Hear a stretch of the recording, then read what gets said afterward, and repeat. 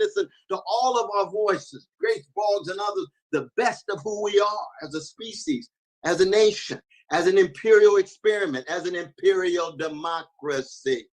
And yet, as my dear sister Marianne says, recognize that there's the best in America that has always understood that if our lives matter, if Black lives matter, we're going to have to make sure that democratic practices and orientations and means of being in the world are reproduced and expanded. If any lives matter, you're going to have major radical democracy. But can you have radical democracy in America without empire, without white supremacy, without male supremacy, without transphobia, without homophobia, without losing sight of the humanity of Muslims and Jews and Arabs? It's an unanswered question. We just don't know. Hello, everyone, and welcome to the Radical Democracy Show. I'm your host, Kamali Rose. I am glad to be here with you on this Tuesday, September 15th, 2020. Tonight, we are going to be watching the Delaware Senate Primary particularly, but we will be looking at the entire Delaware primary, watching live results of that as those results start to roll in. Of course, the Delaware Senate, the Delaware primary, the polls close at 8 p.m. Eastern time. So about an hour from now, polls will be closing, and we should start to see results shortly after polls close because of the early vote. When we covered the Massachusetts primary, of course, we got results within about 10 or 15 minutes after those polls closed. We started to see the first results rolling in. So we can expect those to come in pretty quickly after those polls after the polls close at 8 p.m. tonight. This is going to be an exciting show. So welcome to everyone. Welcome to folks that are new. If you're here for the first time, welcome. And to all of our regular folks, welcome to you as well. I do want to, right off of the top, give a shout out to one of our Patreon patrons for Brian Dew. Just a shout out to Brian Dew for upgrading to our $5 a month Patreon subscription. So thank you so much to Brian for increasing the support to the show. We really appreciate that. We deeply appreciate all of our supporters. If you can afford to, please support this show, support our work here. We are independent media and we need the support of everyday folks like yourself. So please support us, and by going over to our Patreon at patreon.com/radical democracy. And there are links in the description box below. You can also drop us a one-time tip at coffee.com/radical democracy. That's ko-fi.com/radical democracy. If you like what you see, you like what you hear, or you just want to show some support to independent media, please. Our super chat feature is unfortunately not enabled yet, and so we will be using Coffee as the replacement for that. So please drop us a tip on Coffee if you can afford it. We really, really appreciate it, and we need your support. So please help out there. And all right, so we have a really exciting show to get to tonight. There's obviously, whenever we have, live election results, there's always excitement around that. And then what's a little different about this show is that we're going to have on a couple of guests on this show. And so that'll be the first time having, more than one guest on the show. So, just forgive me in advance for any technical glitches there, but I do expect things to run smoothly thanks to our producer, the one and only Tammy. Shout out to Tammy for all the work that she does. Okay, so the race that we're going to be focusing on tonight is the Senate primary in Delaware between Jessica Scarane and Chris Coons. Now, The Intercept wrote an article a few months back, back in November, so more than a few months now. Time has stood still here in 2020, it feels like. But they wrote an article describing this as the most important election for Medicare for All and Green New Deal for all congressional elections. And so this is a really important seat. Of course, with, we have, it is going to be,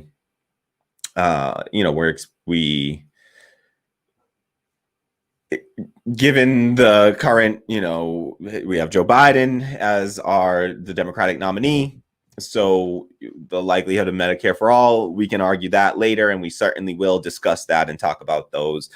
We'll certainly get to that discussion during the show. So to anyone that hasn't already, please do me a favor and right now immediately hit the like button, subscribe, share this out so that we can, get folks have a nice, vibrant live stream tonight while we stream these election results. Our last election stream was our busiest live stream, and so we're hoping for not expecting quite as busy, but hoping for something still busier than our usual. So, and we're prepared for it.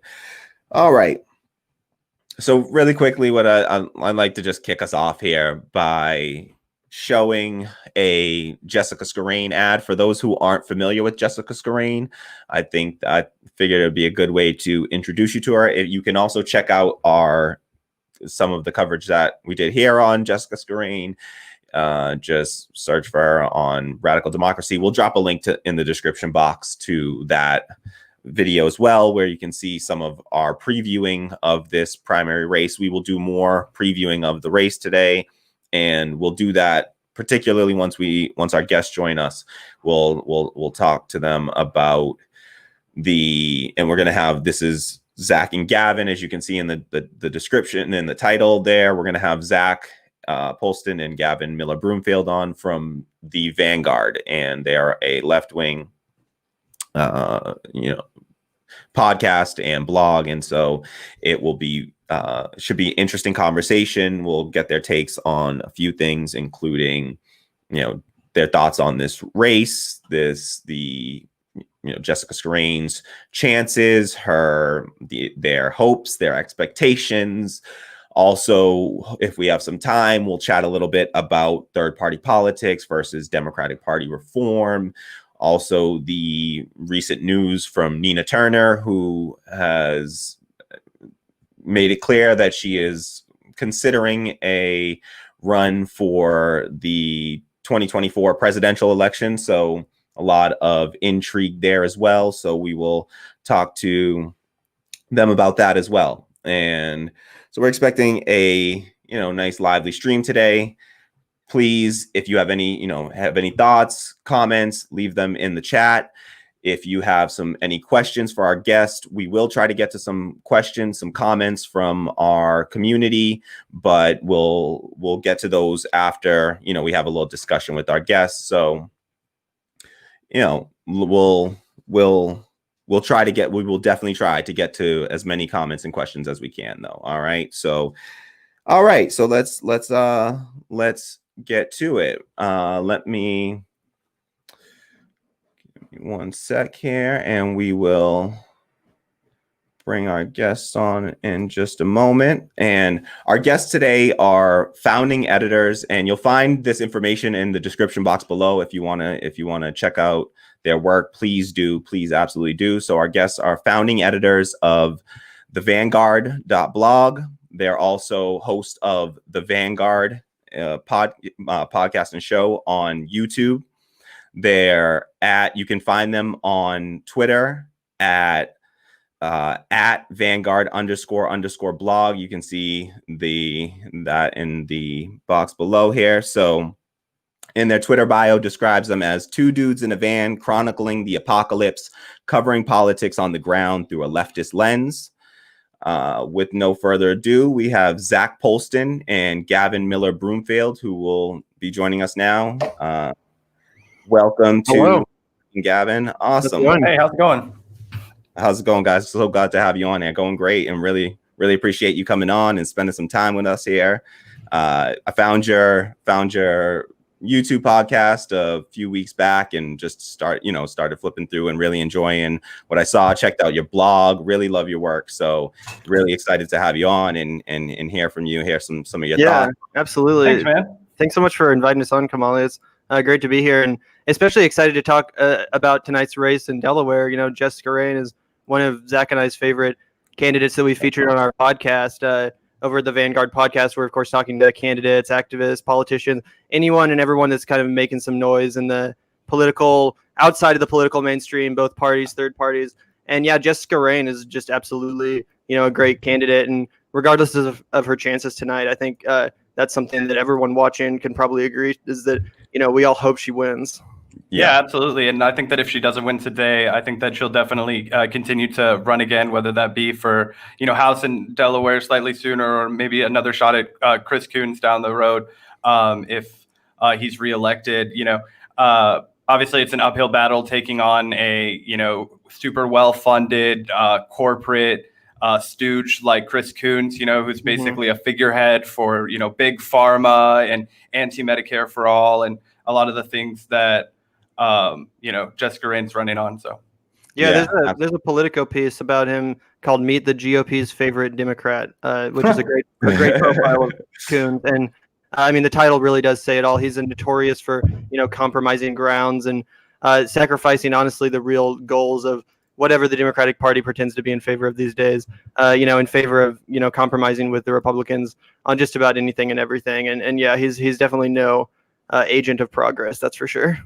Yeah, no, we did a little bit of a preview of the race, and we definitely, that was one of the things that we really highlighted. It was just his obsession with bipartisanship, and we all know what that type of bipartisanship in Congress always comes at the expense of working class people. It's always a pro corporate. That's where they find their agreement. And so whenever I see politicians touting bipartisanship as their primary plank and having no platform otherwise, then I know exactly. I think we all start to detect what that implies. And so, yeah, it's so great to have you on. Before we jump into the election, do you guys just want to talk a little bit about, just to tell folks that are, our folks in our community that are meeting you for the first time, when did you start the Vanguard, and what is it? What is it about? What's your goals with it? What are you guys focused on?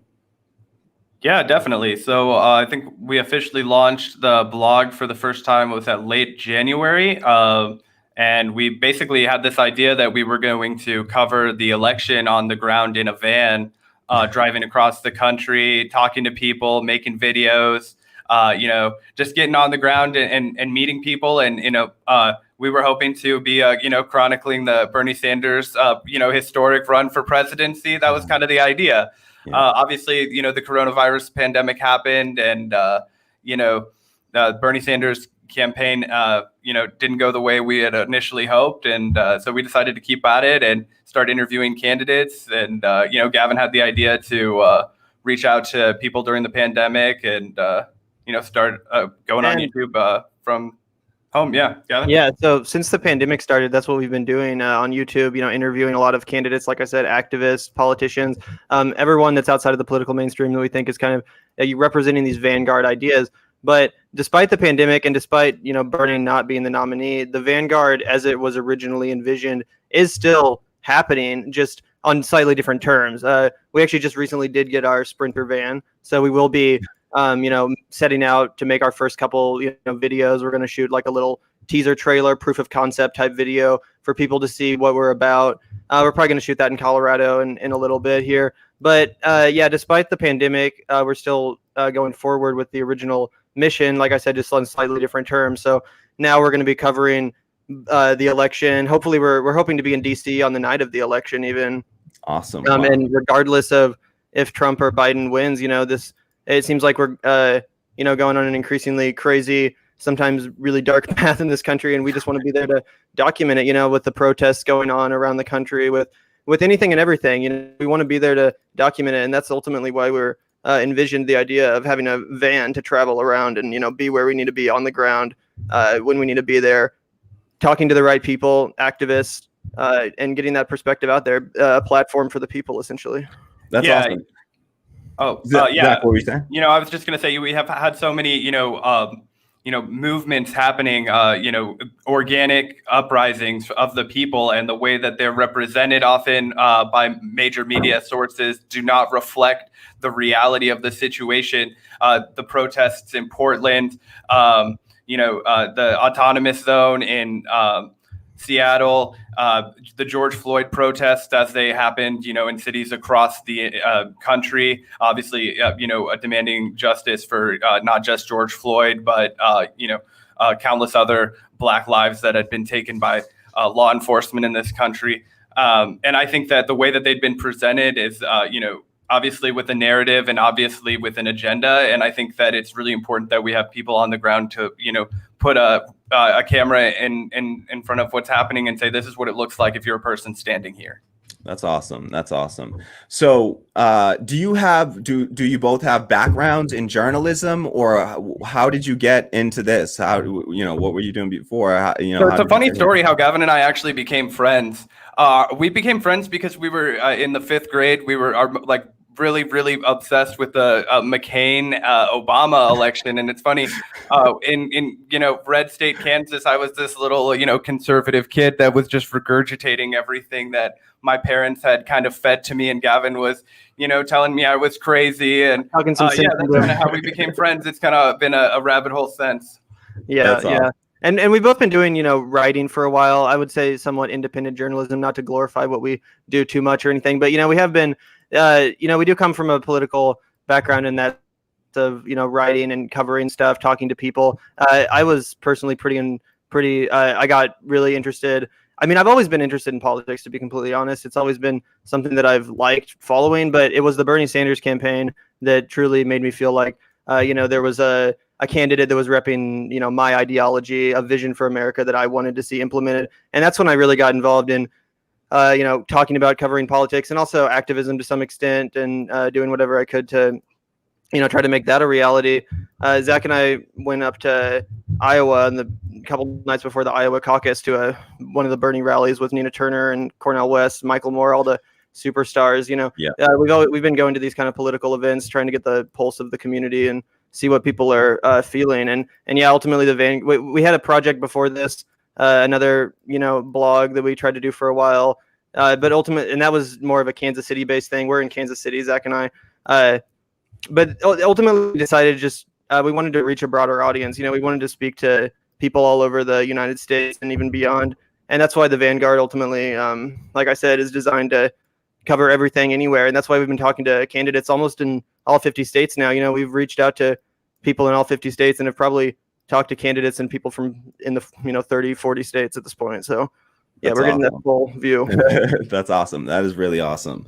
All right. So let's dive into this race tonight. Would you guys be able to preview this race for folks, maybe talk about what the significance of this race is, what you feel the significance or importance of this race is, and maybe a little bit about your, what you hope to see, the outcomes and what you expect, sort of. So would either of you mind previewing, or both of you mind doing a little preview for folks that aren't so familiar with this race? Yeah, definitely. Like Gavin and I mentioned earlier on in the stream, we're both big fans of Jess Scarane and her platform. We've had her on our show. I think she's a terrific voice for ideas like, not just universal health care, but combating climate change with things like the Green New Deal, but also bringing in ideas that haven't become quite as, I don't want to say mainstream in the Democratic Party, although, Medicare for all among voters is, wildly popular. I believe it's approaching, upper 60% approval rating in most polling, but also ideas like housing as a right, things of that nature. And it stands in direct contrast with somebody like Chris Coons, who, as Gavin mentioned, there was the Politico piece calling him the, Republicans' favorite Democrat, which I can't get out of my head now because it is so, and it's almost like he was just the natural progression of Joe Biden. When Joe Biden gave up his Senate seat in 2008, I believe there was a different senator for that 2-year term, but then Chris Coons took the seat in 2010 and has just continued that business as usual neoliberal corporate order that Delaware is famous for, being a tax haven, being a credit card company haven, being a big pharma haven. So would definitely love to see Jess Scarane, take this one tonight for sure. Yeah. Ultimately, to me, this race, like many others, like Cori Bush's race against Lacey Clay, it's a race that really is emblematic of it's just the civil war that's going on in the Democratic Party right now. and that is between, the ideas of old and the ideas of new, of course. And Jess Scarane reps all the right ideas, in my opinion. She's a candidate that has really embraced all of the correct issues, the populist issues at the right time. And I think that if she were to win tonight, obviously that's maybe not likely, but even if she does pull off, it would be a huge shot across the bow in the Democratic Civil War. As Zach mentioned, and I mentioned before, Chris Coons is pretty much the pinnacle of bipartisanship on Capitol Hill, agreeing with the corporate Democrats to pass the corporate agenda, whether it's military or police budgets, whatever. And not only is he a, kind of pillar of neoliberal politics, he also crosses over with the right wing culturally a lot. He co-chaired a national prayer breakfast quite a few times in the end of the 2010 decades. He's a very, in my opinion, insidious force in the Democratic Party, and like Zach said, a total heir to the Joe Biden mantle of Delaware politics. Corporatizing the state, corporatizing his communities at the expense of working people, while pretending to be, progressive when it suits him on the campaign trail. Obviously, if Jess Scarane doesn't win tonight, obviously I don't think it's going to be a crushing defeat for the left. This is her first time running. She's a lesser known quantity. It's not like this was a real high profile race. And unfortunately, Bernie Sanders didn't end up coming in to endorse Scarane, which I think is a missed opportunity. I mean, I have my beef with Sanders for not endorsing more candidates, although I understand his logic too. I think he endorsed some candidates in the past, and then he felt like he was disappointed in their ultimate performance. So he ultimately decided that he just kind of wanted to stay out of it, which is understandable. But a candidate like Scarane really has put herself out there, especially in a state like Delaware, to rep these ideas, to rep the political revolution that he ushered in, that he called for. And she's just been so consistent on so many issues that I've been, like Zach mentioned, criminal justice reform. Something that really stuck out to me that she talked about on our podcast was, ending cash bail. She mentioned that especially in the time of the coronavirus, we have people in prison that are in prison not because necessarily they even committed a crime, but because they can't pay to get out. But Steve Bannon's having calls with a judge from his yacht. Exactly. Yeah. And just to be clear, we're one of only 2 countries in the entire world that have a cash bail system. The only other one being the Philippines, run by a Duterte, a fascist deranged dictator. Yeah, exactly. So this isn't like people just we're sort of in a bubble here in America where we don't even realize that we've normalized these practices, and the majority of people that are sitting in prison on any day are there because they can't afford to get out. And meanwhile, somebody like Harvey Weinstein can just walk in a court, drop $1 million, and turn around and walk out, and having raped how many women. And so it's just just continue though. I'm sorry, just wanted to absolutely. That's such a great point to make. And honestly, I wasn't even aware of the fact that it was only the Philippines that also had this archaic punitive system that really does just affect poor people, like you said. I mean, one of my favorite quotes is, if the punishment for a crime is a fine, then it's not a crime for rich people. Absolutely. That's what it comes down to. Yeah. Anytime people talk about like fine systems, I'm always, it's always, it's just like a toll on a road. It's always going to disproportionately impact. If, what's $10 to, a person with $1 million, but if, $10 to somebody that's making minimum wage, that's, that can be a percentage. An hour of labor. Yeah, exactly. More than that. Yeah. More than that for a lot of people. 2 hours of labor if you're making $7.25. True. Absolutely. So, I actually, when I checked out and when I previewed Jessica Scarane's race, I totally missed. I went through our issues page, and I hadn't seen anything. And so it wasn't until I watched her interview with her actually that I heard her speak out on the criminal justice issues and found it to be really poignant. Just a few things that I listened for to see, is someone pandering to me, or are they talking about substantive policy? And with her, when you're talking about ending cash bail, it's like, all right, that's, light bulb goes on. This is somebody that's serious about what they're doing. We're not talking about small little tiny play reforms around the edges, put on more body cameras and things like that, and give increasing funding to policing. I heard her talking about divesting, and how they've already divested from so many social services, and so we got to do the same to police and start to shift towards a a defunded, a reduced police force in favor of mental health, mental health support, drug addiction services, homelessness, combating homelessness as it is. These are just, I love George Carlin just says, we shouldn't call it homelessness. We should call it houselessness because, homes are this abstract thing, but it's like these people just need houses, and we have more empty units of housing in this country than we have homeless people. So this is a solvable problem. So, and what we're seeing is this, the true color shown, because you'll see even, not to get into too much of it just shows how pervasive this problem of homelessness is, in this way that we, look down on people who we brand as homeless, right? There was a big push early on in the pandemic to get homeless people into hotels, right, to stunt the spread.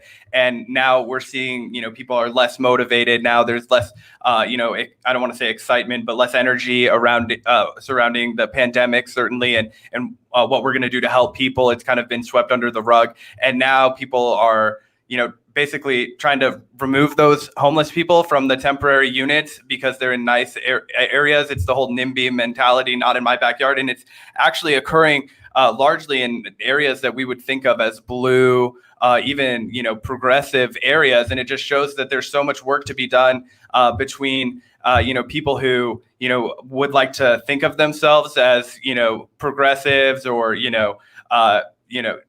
but still have so many hurdles about that. And we need to really address that and not just pretend that it's the Republican Party that's the problem and the barrier here, but it's a lot of the Democrats too. And, people like Chris Coons and the people who will be voting for Chris Coons are typically the types of people that are standing in our way.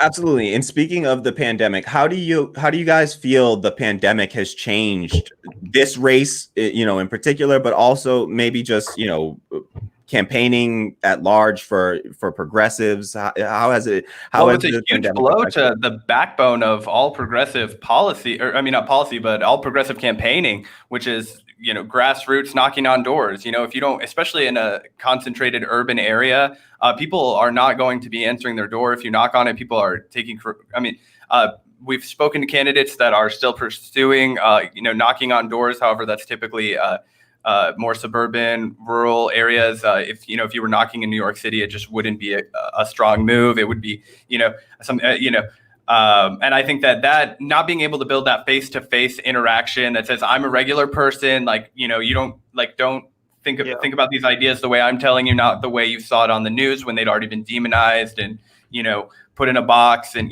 do you need help with housing? Do you need help with health insurance? Do you need help with, buying groceries? What are you struggling with? Or, do you have a hard time getting your medicine?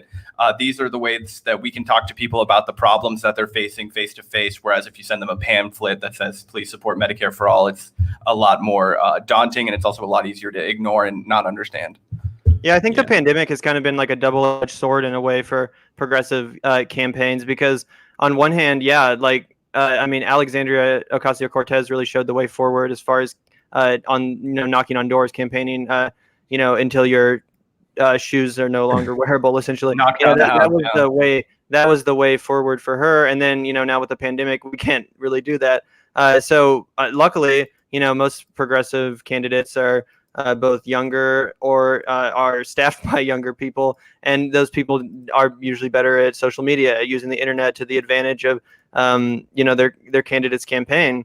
And I think that a lot of online campaigning has really been pioneered essentially in this period of time since the coronavirus hit. And, I don't know, it's obviously hard to quantify to what extent it's helped certain candidates, but I think that even candidates that, like Jen Perlman in Florida, she obviously came up short against Debbie Wasserman Schultz, but I thought she ran an absolutely amazing online digital campaign. And if there was just a more an equal balance between young and old voters, I think she would have won that race, because her online presence was so immense and she was getting out the message so diligently. However, unfortunately, again, another problem that we continually are running up against as the left is that the majority of people that vote are not young people. It's the senior demographic that's the most reliable demographic to have on your side, which was, of course, what ultimately carried Biden to success.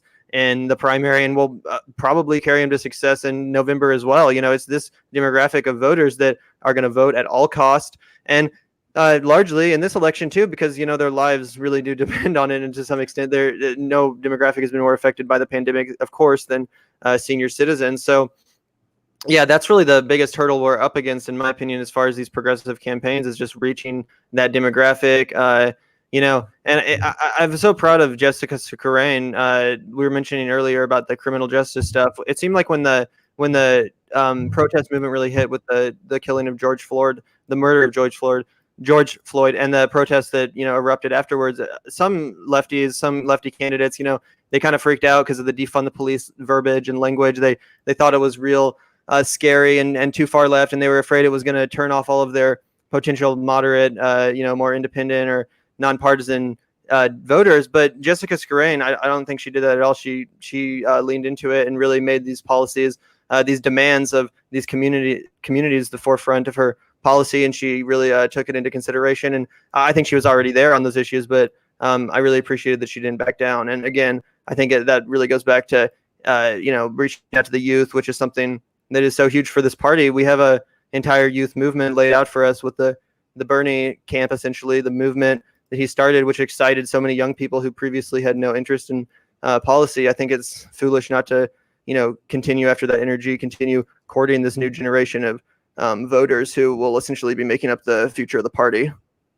Yeah, that's awesome. So yeah, all right. Let me. I want to talk about how you feel what the expectations are for the race. But before we get into that, I just wanted to quickly, for folks that haven't heard Jessica Scarane's voice even yet, because unfortunately, she was running on very, very limited cash, and we can talk about that, the fundraising and the race as well shortly. But let me just play in her primary ad, sort of, I think, that she uses, and just to give folks a feel of who she is and what she's fighting for, and then we can come back and we'll discuss those things on the other side. So give me 1 second here, and let's just share this out. We'll be right back. Okay, it's about a minute and a half here. My name is Jessica Scarane, and I'm a Democrat running for U.S. Senate because I know a better future is possible. We are in the middle of a pandemic and struggling with a public health crisis when far too many of us are uninsured. We're struggling with an economic crisis where people are working 2 and 3 jobs just trying to keep a roof over their heads. And we're in the midst of a racial justice crisis where people are demanding change and getting brutalized by our government. But these issues didn't just start with COVID. They aren't new. Let's put on the gas. I saw them as the board president of a nonprofit focused on the needs of girls from under-resourced neighborhoods. And I've been all over Delaware and talked to people from all different types of communities. And yet, the stories I hear are always the same.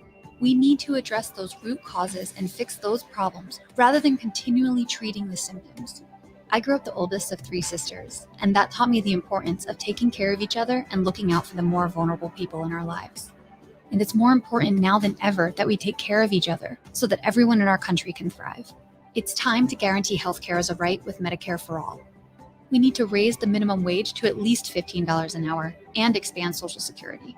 We need to demilitarize our police and end private prisons. We need real climate action now. While my opponent takes money from the very industries that are responsible for the problems we need to solve, my campaign is entirely funded by real people like you. This is about us, regular working people taking back power. And as your senator, I will fight for a better future. It starts with your vote on September 15th.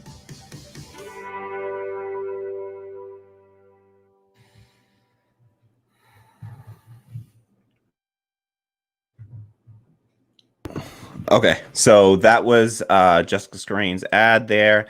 And something that I always just love about watching progressives when they do ads is that you actually hear about policy, you get actual real substance. I mean, you can just, she hits on Medicare for all, demilitarizing police, campaign finance issues, fighting for 15, the fight for 15.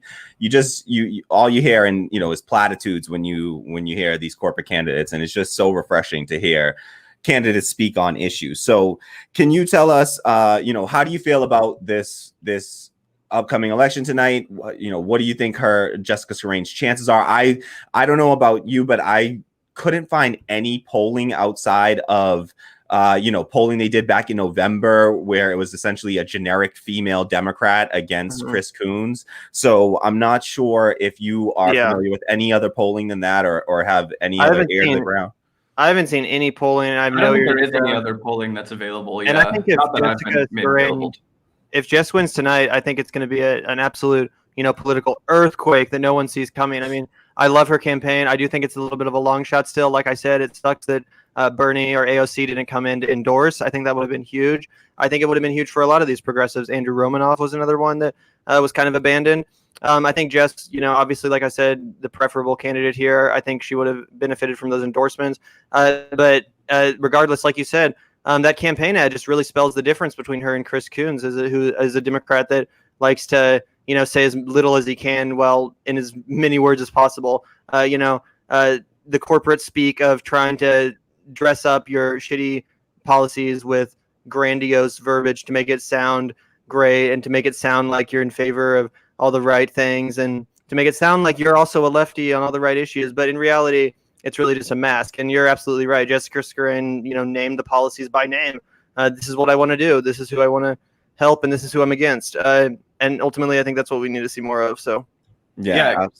Chris Coons is the kind of guy. His videos are painfully similar to the kind of videos that they have you watch if they're like trying to recruit you at Goldman and Sachs, where it's like build a better tomorrow, and and it's like Yeah, no, absolutely. It's great. What do you think the chances are for Jessica tonight? I mean, like I said, I think it's quite a long shot. Yeah, I think it's a tough uphill battle, but what do you think, Kamali? Yeah, I think that, I'm in the same camp as you, where I feel like the pandemic, really damaged all progressive campaigns, because I think that this pandemic, in this sort of situation that we're in with the, lockdown measures and social distancing measures, I think that it favors incumbency. And it also favors corporatism, where if you can just run ads all day that are going to be, if you can flood the airwaves, which we looked at the fundraising for Chris Coons versus Jessica Scarane, and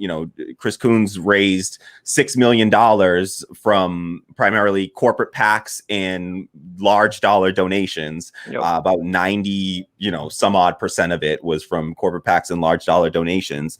And meanwhile, Jessica Scarane was only able to raise about almost 20 times less than that, about $300,000. And so I think that this situation definitely favors the person with the money, and that's going to be the corporate back candidate here. And so I think that, like you, it's probably an uphill battle that she's facing here. It's probably a long shot, but we have seen some wild upsets this election season. I think that the one that really stands out to me is Marquita Bradshaw in Tennessee. Yeah, in Tennessee. That was nuts. Like literally no one saw that coming. I don't think she was endorsed by maybe a few groups, DSA maybe, but literally no one. No, I don't even know she was on no one's radar. Yeah. I don't know anyone who had heard of her. Nobody. She raised $8,000 for a Senate race in Tennessee, which is much $2 million. Bigger. Yeah, against $2 million, outraised 250 to 1. Yeah. And it breaks my brain every time. It's like, you know what? If she could do that with $8,000 in the middle of a pandemic, like, I don't know. Well, it just shows how desperate the American people are for something different. She was able to ride the momentum of people saying, fuck it, we're pissed, we're ready for change. I mean, the momentum that was created by, we'll call them the George Floyd protests, but they encompass the, tragic deaths of many others that I don't, want to be excluded from the memory. I think that people at that moment, obviously there was the disheartening race in Kentucky and what happened at the peak of all of that with Charles Booker and the Booker race. Yeah. But I think that the Marquita Bradshaw, people in her community saw somebody that they trusted, that they thought would, really fulfill on this, very critical issue.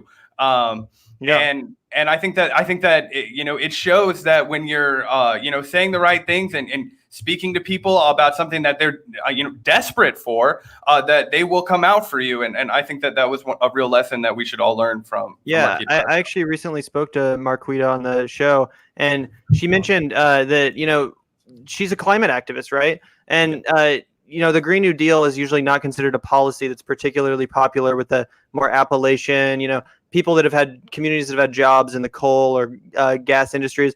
And obviously Kentucky fits that bill to some extent. And Marquita told me essentially that Tennessee, sorry, but Kentucky as well, Yeah. She told me that she put it in terms, these policies that the working people would understand. She said that, a lot of people that aren't necessarily Democrats, that aren't necessarily leftists, that don't even necessarily believe in climate change, they do recognize pollution as an issue. They see it in their communities. Marquita grew up down the street from like a military waste facility, and essentially, which was leaking toxic material into her community, which was killing the dogs and cats and animals, like insane stuff. So people experience this stuff, especially disenfranchised, lower income Black and brown communities in this country. They experience the effects of pollution, of climate change, of all of these things, but they just might not necessarily realize, the right policies, the right candidates that are going to, further their own happiness, their own lives, and get these things removed from their, life. Marquita Bradshaw was able to put it in those terms that the voters understood, and she was able to connect with those voters.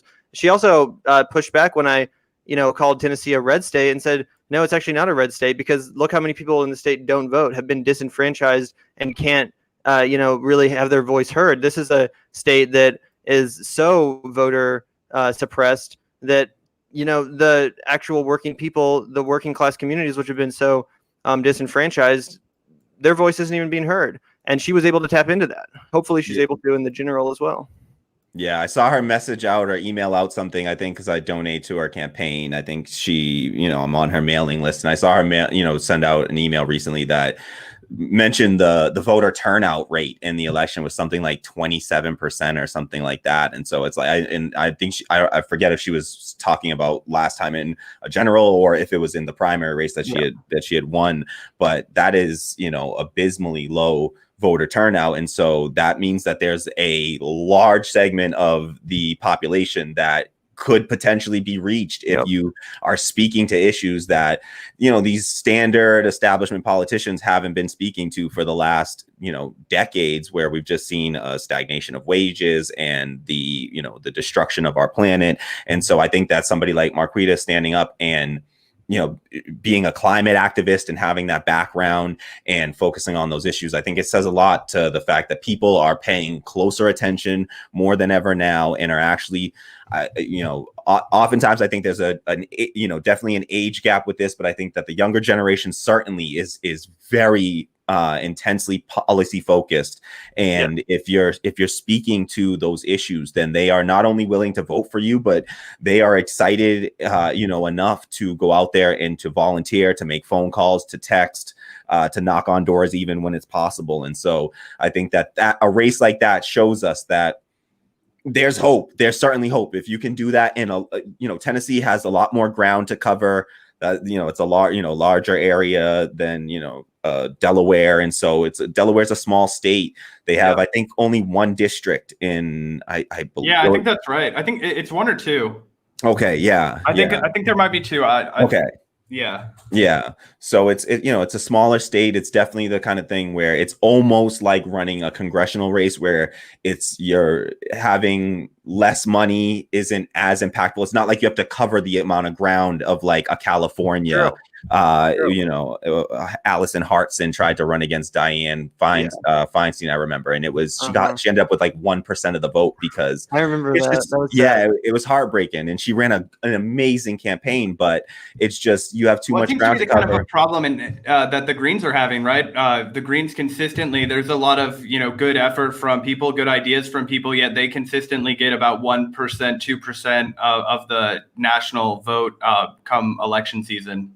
Because it is such a large surface area to cover.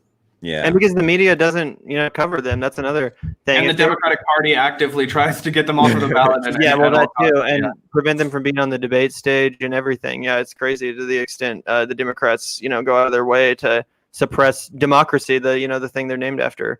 So, which is hilarious also because they love to celebrate, like, I don't know.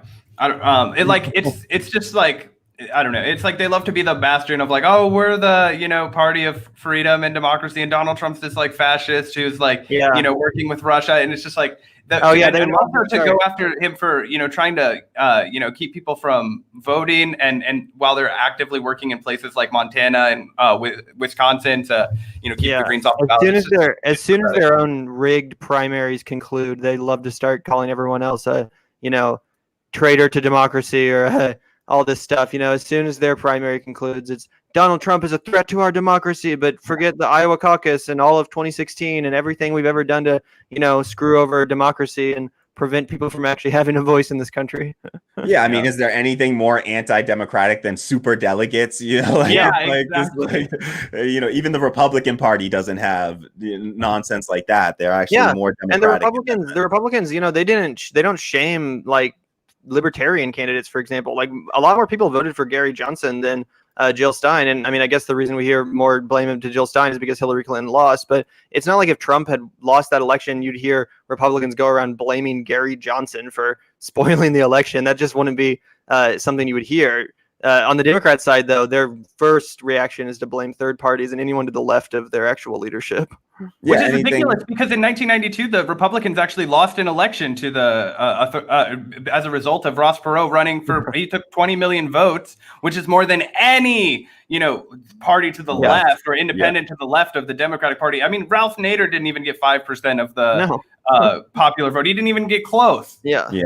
Yeah, absolutely. And to your point about the corporate media as well, I think that they do a massive disservice to the people where folks we already have, everyone's working, like 10, 12-hour days at this point. A lot of working folks are working 2 jobs just to scrape by. 78% of Americans are living paycheck to paycheck, which means you've just got all this stress and burden weighing you down. And so the idea that the American people are somehow going to have the time and energy to put in to become informed. I mean, they do enough flipping on, CNN or MSNBC at the end of the day, and they think that that's enough, and that should be enough in a true democracy. That would be enough. You turn on the media and you would be getting informed, but instead they're very focused on sort of the entertainment factor, just doing these sensationalized stories instead of focusing on actually, informing people. They do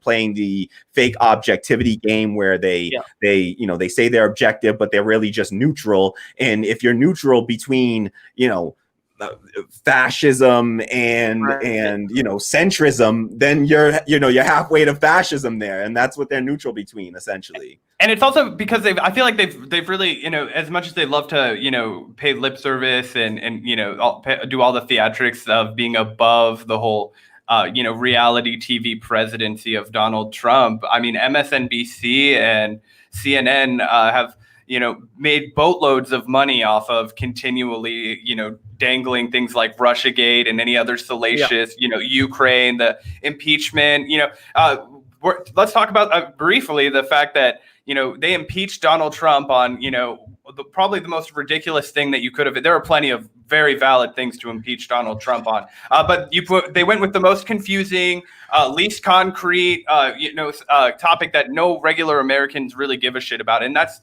evidenced by the fact that they're not bringing it up at all. 50 days out from the fact that he's up for re-election. They're like, it was such a bad decision, and the political calculus was so off, and it hurt the party so badly that this man is 50 days from another general election, and they're not even bringing up the fact that he was impeached from office. Sorry, man. No, go please, Gavin. Yep. I was just going to say, it's pretty funny that their impeachment strategy ended up kind of throwing under the bus their eventual nominee, you know, because it exposed his corruption. That was as the point I well was as gonna make. anyone, Yep. and his son. So yeah. Yeah, that was the point I was going to make. Is just that, you know, Well, yeah, that's thing why they chose can't to talk be- about it, because it's so obvious that Biden's whole career, he was giving handouts not just to his son, but to his brother. You know, his whole family was riding his success. I mean, why else would his son be sitting on the board of like what was it, MBNA, the bank before the crash? You know, just raking in massive checks every month. I mean, it's ridiculous. Of course, it was because his father was the senator. Yeah, and it's the kind of corruption that American people they know it as soon as they see it, and they're sick of it. People are fed up with that, and that sort of stuff makes people cynical. And I know, because I was one of those folks that, honestly, 5 years ago, I was one of those cynical folks that I paid very little attention to politics.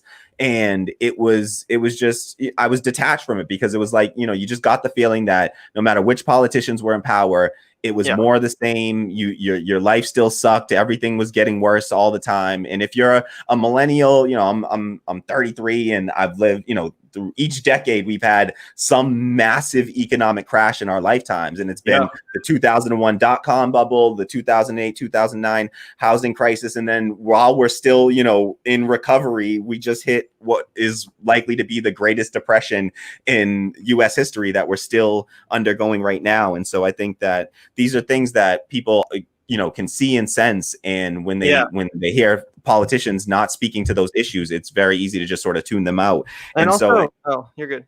No, please. I was going to say, and also on the media, like you mentioned, so many people, like you said yourself 5 years ago, like turning on MSNBC or whatever is the most you really, you know, a lot of people do to keep themselves informed. And obviously many people are hardworking. They don't have time, and it's hopeless and depressing to pay attention to this cruel, stupid game of politics.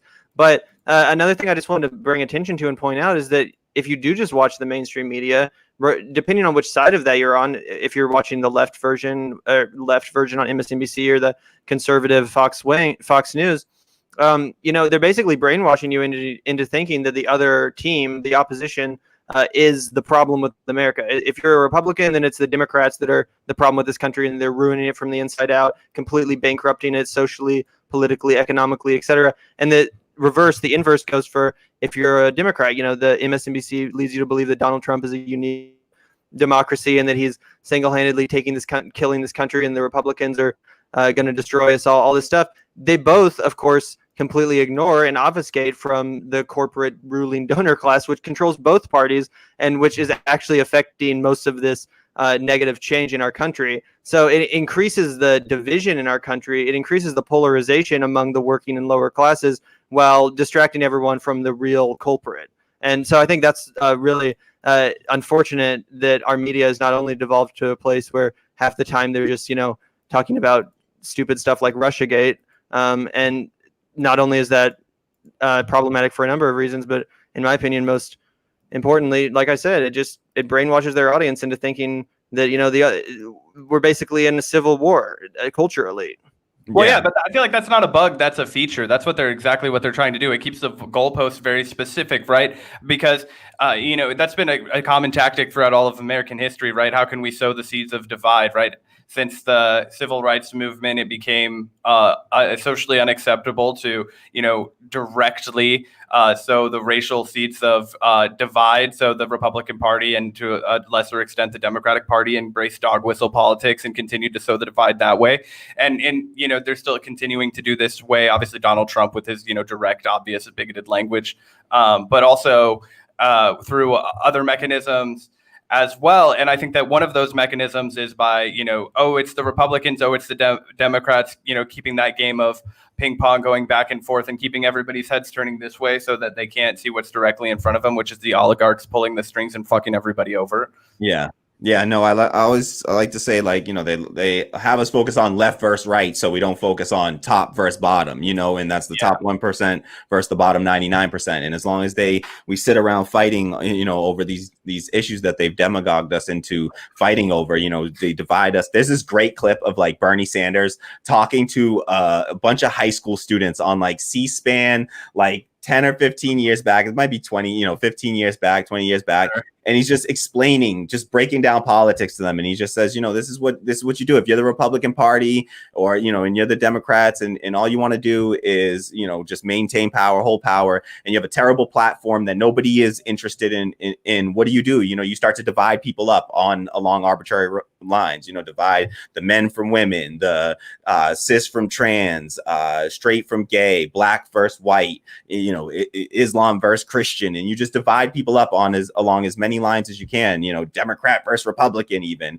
And then they're not paying attention to what's really going on, and they're not focused on the class war that we're all in. And so they'd rather us fight a race war than to ever fight a class war. They're much more that serves the ruling class interest still. They're fine with a bunch of poor black and white people shooting each other in the streets, and they're fine with all of what's going on right now. And this status quo is what even a Joe Biden is okay with maintaining. And so it's just, that's the best offer that they have right now for the presidency is either, they tell you it's either the danger of Donald Trump or you get the status quo that led to Donald Trump. So, pick your poison there. It's just like Kendrick said, right? Ain't nothing new but a flow of New Democrats and Republicans, red state versus a blue state, which one you govern in.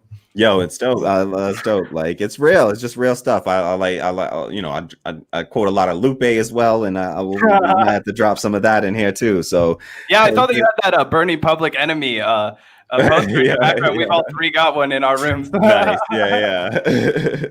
Hip hop heads for sure. So I always appreciate it.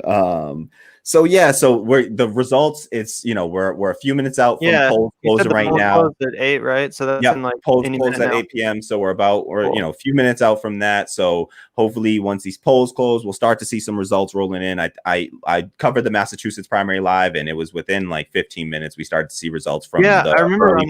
I remember that it was like at first it looked pretty close, and then all of a sudden it was a blowout victory. For Markey.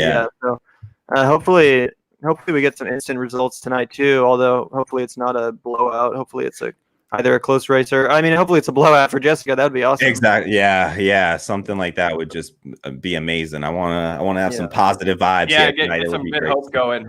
Yeah. And even if Jessica doesn't win her race tonight, I think that she definitely has a really strong future ahead of her. I love her energy. I thought she almost had like a Marianne Williamson vibe, kind of that really like nice, almost like almost like motherly in a way. I'm not trying to be like demeaning or anything, but like she's just a really nice, warm type of person that you want to like have a conversation with, that you genuinely believe is in it for the right reason. She's not in it for herself to sell a book or whatever. She wants to improve people's lives, and I think that's evident in her policy, in the way she communicates with voters, and her campaign strategy up to this point.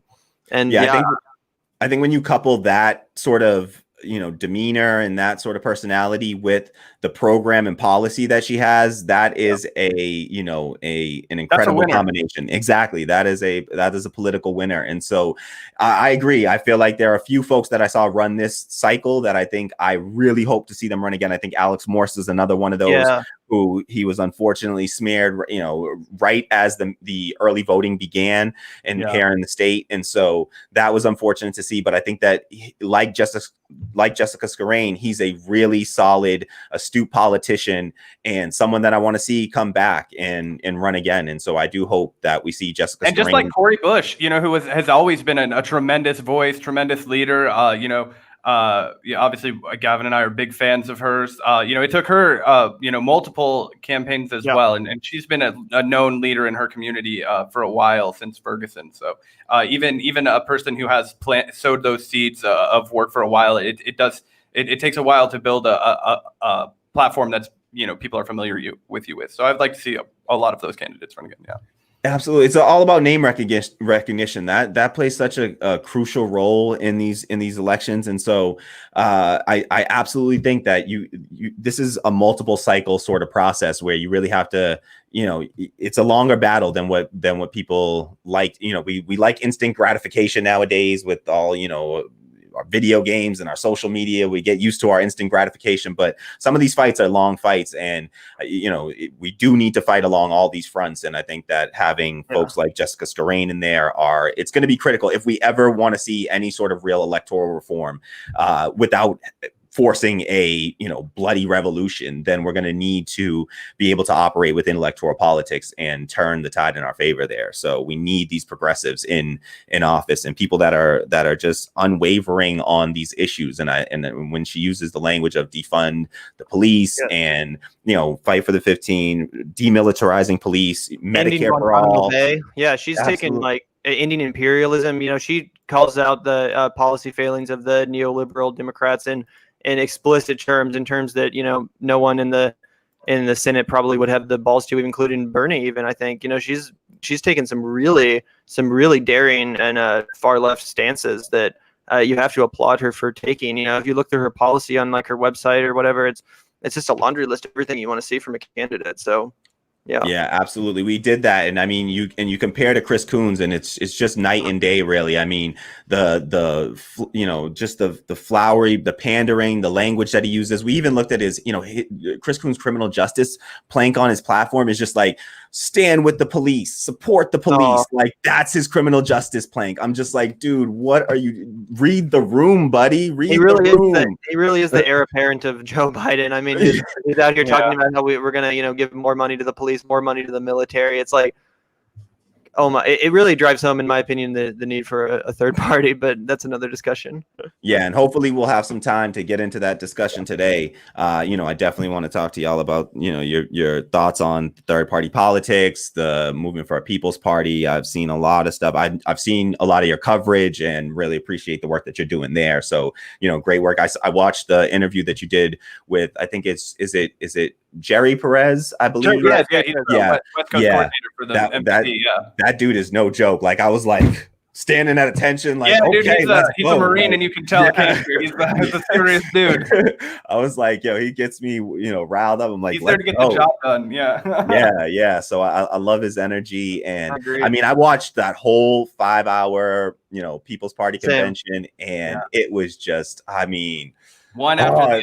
It just filled my heart with real belief for the first time. Nina Turner said at the end of it, it was redeeming. It was a redeeming connection. It really was. It was really redeeming.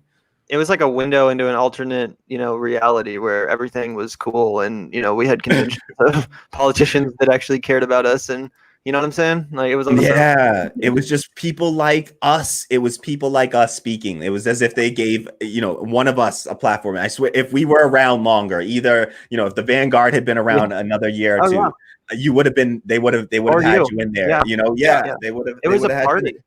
Absolutely, it was just like it was all my friends were there. People, and I think that it was really reflected in the fact that it was a Zoom call. Everybody got on and.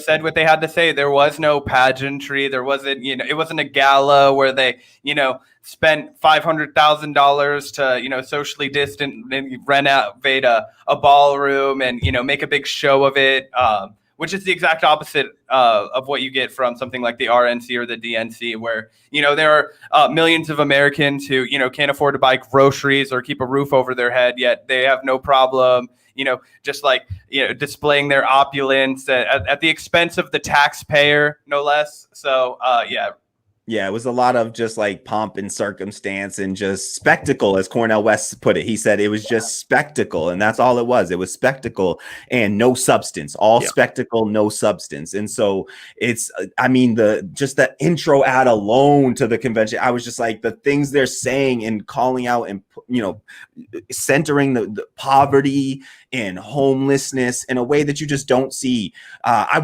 don't know about y'all, but I couldn't watch more than 30 minutes of the DNC. Like I watched 30 minutes of it. I sat down. I watched clips only. I never watched the whole thing when it comes to Democrats giving speeches. I'm like, I'll get the Reader's Digest version later. I'll read me off. It's so annoying. Irritating. Using the Floyd family as props while, like I said, Joe Biden is promising to, put more money into the police.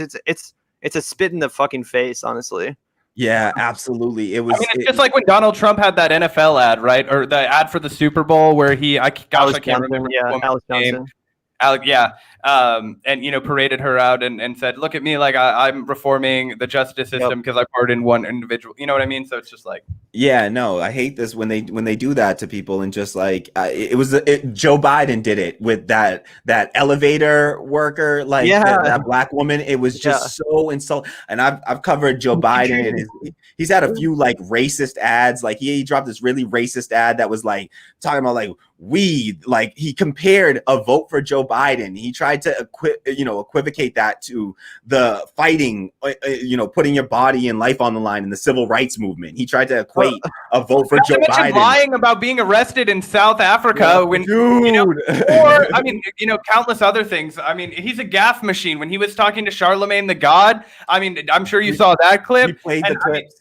I mean, and I can only imagine, as a person of color yourself, how that, would feel as somebody, and when you're making the decision between Donald Trump and somebody like Joe Biden, who's supposed to be this lesser evil, and then, he continuously, makes comments like that. No, absolutely. I played not just the clip that is the sort of, the one that went around where he was, you ain't black if you don't vote for me, essentially, where you ain't black clip. But not just that, but if you watch that whole interview, it is just hostility towards, Charlemagne. And I don't like Charlemagne that much. He's like your typical sort of liberal. He's like a Joe Rogan kind of a guy where it's like, exactly.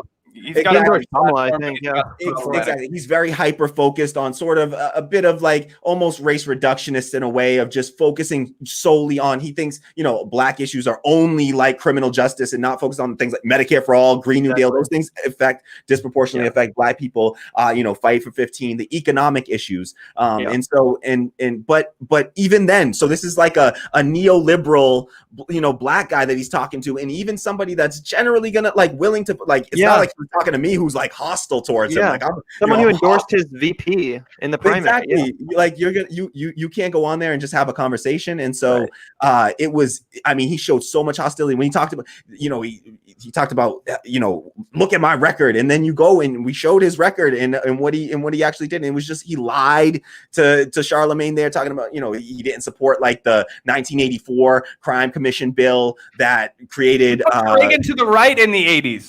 Exactly. So people have a short memory, unfortunately, and a lot of younger folks. And so when we did that coverage, we had a lot of younger folks in our audience that were like, I did not know this. I genuinely didn't know. From the ice cream memes. Yeah, exactly. So, and just so everybody knows, I'm keeping an eye on the results right now. There's still no results coming in yet, so I have an eye on them. There's probably still some people in line. Yeah, they said that.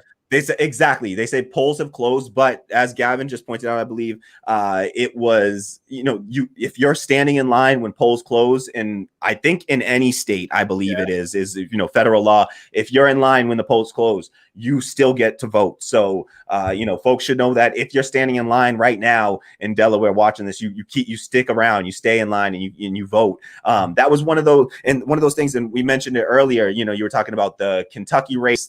There was the Kentucky Senate race to face off against Mitch McConnell, and it was Amy McGrath against Charles Booker. And we saw voter suppression that the Democrats were okay with, there, where they closed down in Louisville, Kentucky. They closed down 99% of the polling locations there in the middle of a pandemic, claiming that it was, you don't feel, the workers didn't feel safe. Well, how can the voters feel safe when they're now funneled, you funneled, I forget how many hundreds of thousands of people it was, but it's like, Louisville is as big a city and as populous a city as like Boston, Massachusetts, where I am. And that I could not imagine one, there were two polling locations. And Kamali, it was happening before the pandemic too. I remember, even when it was in the Democratic primary, they were doing that. I guess the pandemic had started, but it wasn't when it was the Super Tuesday, they were eliminating, polling places in some of the biggest cities, some of the most Bernie populated cities, which I think is another reason that Bernie should never have dropped out as early as he did and should have kept fighting, is because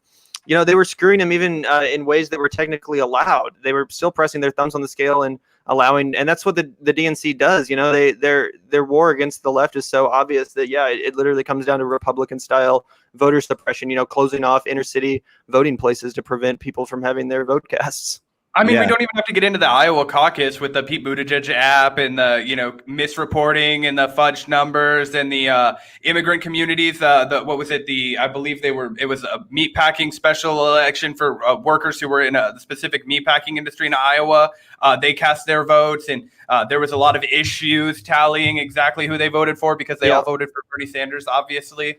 I love how all those mistakes went against Bernie Sanders in both the 2016 and 2020 election. It's just coincidence, all of them happen to go against Bernie Sanders, of course. And I love that when they said there were people that reviewed the results of those, and they reviewed the tabulated results, and they counted it all up with all the caucus results that came in that were displayed publicly, and they found discrepancies that they pointed out, and they identified discrepancies where it was like, listen, you literally did math wrong on the sheet, but they didn't change it. They said they would not change it. They refused to change it. So that this is not democracy, folks. This is we don't have a democracy in this country, and we never have really. I mean, if you think about it, we've always had to push to fight for more democracy, which is why Gavin and I are big fans of ideas like obviously getting rid of the Electoral College, but even reevaluating how I guess I'll speak for myself, but even reevaluating the way that we structure the Senate because of how democratic it is to be. Give two people in Wyoming, or give two senators in Wyoming, but only have two in California. Like, how ridiculous and absurd is that? And it goes back to earlier in America, how we've always had to fight for more democracy. I mean, state legislatures used to choose our senators, and obviously we would find that completely unacceptable today. But those were the arguments that were presented at the time, and obviously there was, massive corruption and things of that nature. And so as we fight for things like, getting rid of the Electoral College and restructuring the Senate, that's not without precedence in this country, and I think it's important to remember that as we push the scale in that direction, because they've always tried to undercut our democracy. Absolutely. And I think there was a Republican senator or congressperson who just recently came out with a bill trying to repeal, I think it's the 17th Amendment, what it is. Crazy. Yeah. That would, put that law back in place that would allow the senators to be chosen. Yeah, I remember I saw that earlier today. It's astronomical. I can't remember the name of the guy who put it forward. But yeah. Yeah, and the amount of Democratic voters too that would even openly and shamelessly defend something like the super delegates, or what the Democrats were threatening to do to Bernie if he didn't. And all of them said that they would undermine the will of the people. This was basically the common train of thought among the Democrats, was that if Bernie doesn't get a majority, we're going to fuck him, and we're going to give the people someone they didn't elect, which is going to be done by the second round of super delegates. And the amount of Democrats that actually not only argued that was acceptable, but argued for that to happen was something that a lot of people are quick to move on from. But I will not be forgetting. Every single one of them raised their hand. Yeah. Okay, I don't want to hear ever again that Elizabeth Warren is part of the left. Yeah, boy. Yeah, that's my senator here too, and so I got a special place. One of the least popular senators in the entire country, by the way, and potentially gonna get primaried, and lose their spot. Yeah. The worst thing is I have friends who just give her a pass, and I'm like, how does she get a pass? For voting for Trump's inflated military budget? For stabbing Bernie in the back, for refusing to drop out when it was clear you had no chance, and instead eating third, or not even taking first in your home state? Didn't she take third in Massachusetts? Yes. Yeah. She was as much of an asset of the Biden campaign as Pete or Amy, in my opinion. As far as her staying in as long as she did, come on, she knew what she was doing. She knew what was going to happen. She knew that she was going to take Bernie voters and give it to Biden. Apparently Bernie was shocked that she did that too. He was flabbergasted that she didn't drop out and endorse him. But don't you think that if the roles were reversed there, and I'm sorry, not Hillary. See, Freudian slip right there, right? Yeah, there you go. And Elizabeth Warren was in the lead at that time. Yeah, and Bernie had was risking taking votes, because if you look at the states in Super Tuesday, it would have been a totally different outcome when you put in if Elizabeth Warren had done what Pete Buttigieg and Amy Klobuchar did and dropped out and endorsed Bernie right there. If she actually believed in these policies that she claims that she believes in, then that is the only move that she could make. And I said it at the time, I was in just furious at the time. So Yeah. I just couldn't believe that she had all the power and all the opportunity, and we saw it happening in real time. That listen, she has to drop out here. After that Bloody Monday, as some folks refer to it. Yeah. When Klobuchar and Pete Buttigieg coalesced behind after South Biden. Carolina. Texas, if you look at the numbers in Texas, of course, Massachusetts, she could have dropped out a long time ago, and because she clearly was not, she was just peeling off votes from the only other, viable progressive in the race, Bernie Sanders at the time. And it would have, at the very least, it would have made the, he would have won. There were certain states where it almost certainly would have tipped him. Even in Minnesota, it could have tipped him, and at least garnered him enough electoral votes that he would have still been viable through Super Tuesday, which I think would have completely altered the course of the election if he wasn't. Especially as the pandemic came and people decided, oh shit, we really do need Medicare for all, because it had basically gone off the table that Bernie Sanders was going to be, continuing in the election. There was all this by the time that people were really taking the coronavirus seriously, I think it would have really, really changed the game. I think they would have probably come up with a different way to screw him out of the nomination, or at least try to in a different way. But yeah. Yeah, I agree. Adolph Reed Jr. said the same thing. And Noam Chomsky even said it too. Do you really believe that they're just gonna let him take this? He is an existential threat to these people. We're facing the American people are facing real existential threats of climate change, nuclear catastrophe, economic disaster, Great Depression. We're facing existential threats, but the ruling class, the Democratic Party elites, and those in power in the Democratic Party, they are not concerned about those existential threats. They have their gated communities, and their salaries are fine, and they have the Cadillac plan of health insurance, and so they're all doing fine. But their existential threat was Bernie Sanders. That's their real existential threat, and so. For us to believe that they were going to just they literally said it right in front of our face. We are not going to, we will take this thing all the way to the convention, and potentially there was all this talk, and it was totally acceptable talk about, are they going to, band together and combine their votes and overthrow, Bernie Sanders, and then we can get him as long as we get to the second round, because of course the Democratic Party set the rules so that super delegates get to come in the second round. And I swear that's why they had so many people run. That's the reason that so many people, because they just want to split the vote so that they couldn't get one person couldn't get a majority going in. Which would have kind of come around to hurt them until then. I think that's why eventually Obama had to intervene and give the call and say, hey guys, if you want to have a future in politics in this country and you don't want me on your shit, or you don't want to be on my shit list rather, you better get the fuck out of this race. And I think that's exactly what happened, because it was beneficial for them at the beginning to have a crowded race, right? To make sure that nobody got the majority. However, if they spread it too thin, then they were allowing Bernie to kind of get the Trump benefit, right? So when nobody would drop out in 2016, Kasich and Cruz wouldn't get out of the race. That's what allowed Trump to kind of build momentum throughout the primary. Also, and I think that Bernie was benefiting from the crowded field in that capacity.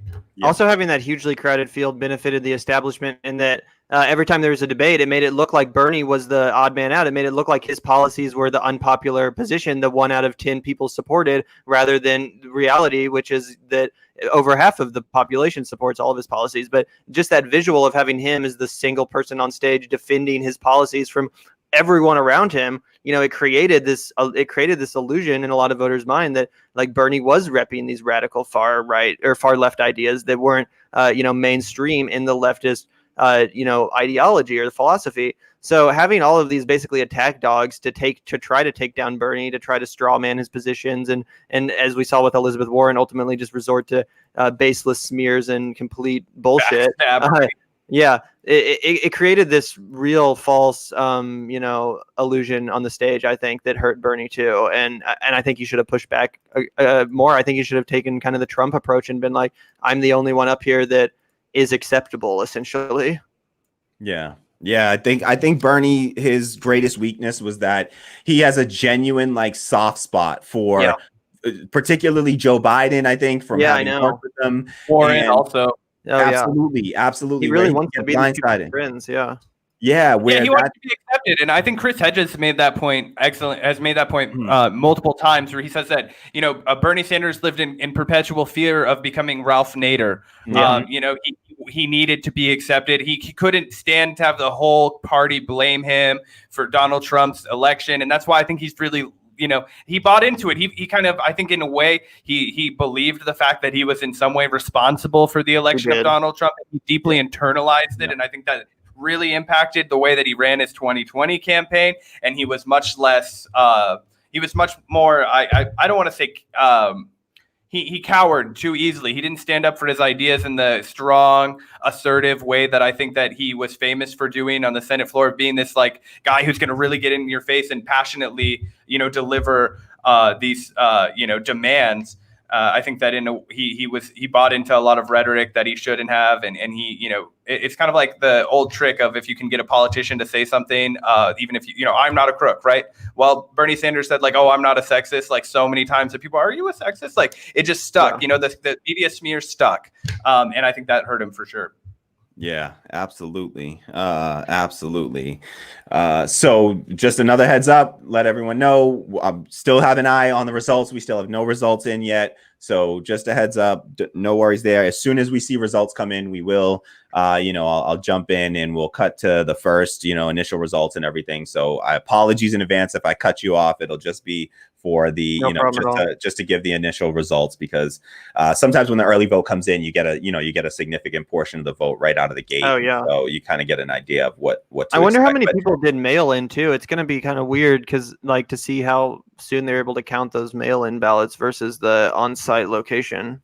Yeah, and that's something that you mentioned earlier. You sort of touched on earlier that if we have some time here, I'd like to discuss is that we have sort of recent breaking news breaking about the Democratic Party, who is the same Democratic Party that has been pulling their hair out saying, we have to resist Donald Trump because Trump is a danger to democracy. He's a threat to democracy. He's threatening the mail-in vote. They said he's going to delay the mail-in vote, and he's going to, he's the Postmaster General, what they were calling the Friday Night Massacre, where he did the shakeup at the post office. They started removing counting, or sorting machines and things of that nature. And the Democrats were all up in arms and, saying, okay, Donald Trump is a unique threat to democracy here. But then that same Democratic Party, it turns out, in recent news that is broken, is that they have been fighting to have the Green Party removed from the ballot in multiple states. And in one state,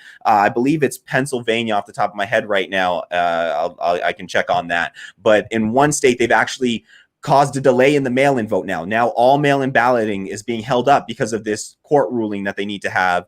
And so everybody in the state is now, the mail-in vote has been delayed for everybody in Pennsylvania, I believe, at this stage. And we're 8 weeks out from the election at this point. And they're playing games in swing states to try to get the Green Party removed, which I would say, which I would argue is an undemocratic. That's going on in Montana and in Wisconsin, right? And I think it's specifically in Wisconsin because, if I'm not mistaken, Angela Walker, shout out to Angela Walker, a great politician, formerly ran as a socialist and is now this VP nominee for the Howie Hawkins presidential campaign.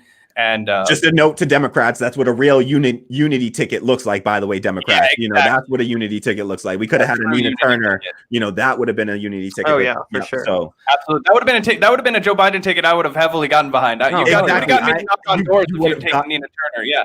But alas, here we are. I think that essentially what occurred is that Angela Walker moved and she changed address. And so they were trying to basically say that any of the signatures they got to get on the ballot before she moved or while it was listed as a different address were basically no good. And this kind of echoes the trouble that Gavin and I heard from Lisa Savage, who's an independent Green running for Senate in Maine, who also had a terrible time getting the signatures required to actually get on the ballot as a regular Green, and which is why she was running independent. Just a bunch of barriers that are put in front of candidates you who have are to attempting get far less signatures to run as an independent than a Green or as any third party, which is hilarious and which shows you just how terrified the Democrats and Republicans are of another massive third party infrastructure. And that kind of goes to my point, which is where people say that, building up a third party is a waste of time and that it's not a good way to push the party left. But I would just point to this and be like, well, this is pretty obvious evidence that the Democrats are scared shitless of an actual left flank opposing them and presenting a real agenda for the people that's not their shitty corporate neoliberal agenda. And, when I saw this news, I've been waffling on what to do in November. Part of me is wanted to write in Bernie or, Jesse Ventura or something, but now my mind is made up. I'm voting for Howie Hawkins without a doubt here in what state are you both in Kansas? Okay. Well, yeah, I'm in Missouri. I disagree I on. live in Kansas City, Missouri, but I'm still registered to vote in Kansas. So, I'll be voting for Howie, who will be on the ballot there. My mind is made up. Joe Biden's not getting my vote after the Democrats are pulling this shenanigans. I'm someone who's heavily in favor of third parties, and if I was ever going to vote for the Democrats, it would only be because they, were actually courting my vote. And this is just the opposite of that. Once again, for the 100th time, they're spitting in my face and the face of the left, the people that are actually trying to do anything to push people to the left. And, it's just crazy to think that that's going to happen with the, round rejectment of the progressive base that we've seen and will continue to see from this party. Yeah, I actually have a little bit of a different position on that. I'm also voting in a different state than Gavin. So for people who aren't familiar with the geography in Kansas City, the Kansas City is split up into two states, and it's a lot of people do a lot of crossing back and forth between Kansas City and Missouri. I'm on the Missouri side, but I do 100% have so many criticisms of the Joe Biden campaign. I just don't feel like there's a lot of opportunity this time around to get the Green Party to 5%. So and I do think that there are some marginal differences between, obviously Joe Biden and Donald Trump. So, I'll likely vote for Joe, but I certainly share all of the concerns and frustrations I think that Gavin just mentioned, which come to a slightly different conclusion. Yeah, and I respect both of those positions, honestly. I think that when what the people that bother me are the ones that are, trying to turn Joe Biden into something that he's not, and propping him up and trying to pretend as if he's the best thing since sliced bread. I respect a lot more someone that can be critical of Joe Biden and say, listen, it's still, even with all that critique, I still feel like a Cornel West says, or a Noam Chomsky says that, yes, Joe Biden is not, Cornel West says, I'm going to vote for him, but I'm not going to endorse him. I vote for him. And not just pretending that he's good, but what pisses me off is when people even pretend or suggest that the man can be moved left or that the Democrats can be moved left at this point. It's a fantasy, and it's what they want you to believe to keep casting your vote for them blindly in allegiance. Thinking that the Democrats are going to move left on anything from healthcare to foreign policy is an absolute farce. If anything, Joe Biden is to the right of the Republicans in many instances, especially foreign policy, in my opinion now. Like I said, Biden is threatening to increase the military budget, just like Trump. There's no difference. And especially when it comes to foreign policy, I think Joe Biden may well make some domestic situations better. I don't think he'll be pouring gasoline on the fire of the protests in the same way that Donald Trump is. I don't think he would be openly gutting the post office right before an election. Sure, there's some stuff like that are undeniable differences. But when it comes to anything beyond those, things, those, kind of rhetorical aesthetic things, I think that Joe Biden is equally as much of a disaster going forward. I think that on a foreign policy level, he's going to continue our imperialism. I think he'll want to stay in Afghanistan for his entire presidency and would silence any, and this whole thing with the Green Party, it's coming from the Democrats. Same with in New York, Andrew Cuomo is basically stomping out the Working Families Party, making it so that they can't run candidates or be viable unless they reach a certain amount of signatures. It's the Democrats intentionally stomping out these left movements to make room for their, corporate donors and their corporate agenda, because ultimately that's what they're, doing. And if you're running as a Democrat because that's the only way to electoral success, I get that. But at this point, I think it's downright gross to even identify as a Democrat or even proudly say you're going to vote for them. Yeah, I agree. I exited from the Democratic Party back, I think it was 2017. I re-entered shortly only because I was thinking about running for public office myself. Looked into that, tried that out. It was, that. What level was that? Were you thinking city council or something? No, I was thinking about Congress, actually. Okay. I was going right for it. Let's skip right past all the bullshit. And I have a whole platform that I wrote up, and I wrote up my entire policy platform into this huge document. I did real research, opposition. I was thinking about running against Ed Markey at one point, and I still, I don't rule that out because I don't know Markey's made questionable votes. Yeah, we talked about it on our show. I definitely think he was hell of a lot better of a candidate than Joe Kennedy, who I have a host of criticisms of. But as far as, is he, a hero of mine, or am I going to model my politics off of Ed Markey's? No, I just thought that, in that case, Gavin and I were both, thought it was pretty clear that he was. Kennedy was so. Oh, absolutely. Yeah, no, I was hard in the Markey camp as far as like even though I can criticize him, I still in the research that I did on him, I was still war, exactly, but he's still just someone. He's your typical sort of standard fare Democrat. He's not the worst of the bunch. He just sort of, nobody knew him, and I didn't even know he was my own senator until I decided to look up. I wanted to ask you about. I was listening to I was reading an Intercept piece, I believe, and they were talking about, I think it was Ryan Grimm's piece, actually. He was talking about how non-trivial number of people who Ed Markey had represented for decades before he became a senator had no idea who he was. Yeah. He's just sort of an unknown entity. I've been learning about politics over the course of the last 5 years, probably. I didn't know how the Senate worked. I thought we had one senator per state until, because all I heard about for, years before was Elizabeth Warren. And I think, who do we have? I forget, Scott Brown or somebody like that. And so, it was just like, he flew under the radar by and large. I also looked at running against Stephen Lynch. But then we had a good person that entered the race. And so I backed off because Mohammed Dar entered the race, but then he eventually months later had to drop out, unfortunately. But he was running a really solid campaign that I believe he would have ended up getting the Justice Democrats endorsement eventually. It was a no corporate cash sort of campaign. And he was running a really solid campaign, a doctor here in the state. And so I just backed out of that. But I would honestly, I was looking at whatever office. I have a friend who helped a local, a House representative win their election here. And so they tried to convince me of that. But, I think that for as far as the Joe Biden is sort of concerned, and we could talk about, Markey, Joe Kennedy, for sure. We can get into that some, and just some of because I think that was honestly, I'm hoping that will be the end of Joe Kennedy. Although I don't know if you guys in general. Yeah, a Republican ended up winning his state. Yeah, this rejection of nepotism and of this, family name in American politics. Yeah, the family dynasty in politics. And I think that, if anything, 2016 served as a direct revocation of that. Obviously you had the Clinton dynasty, but you also had pathetic performance from Jeb Bush, who everyone assumed would be the Republican nominee. Everyone thought it was going to be Clinton versus Bush. Bush in 2015, when that was the first rumblings began, he was getting so much money, so much press from the Republican Party.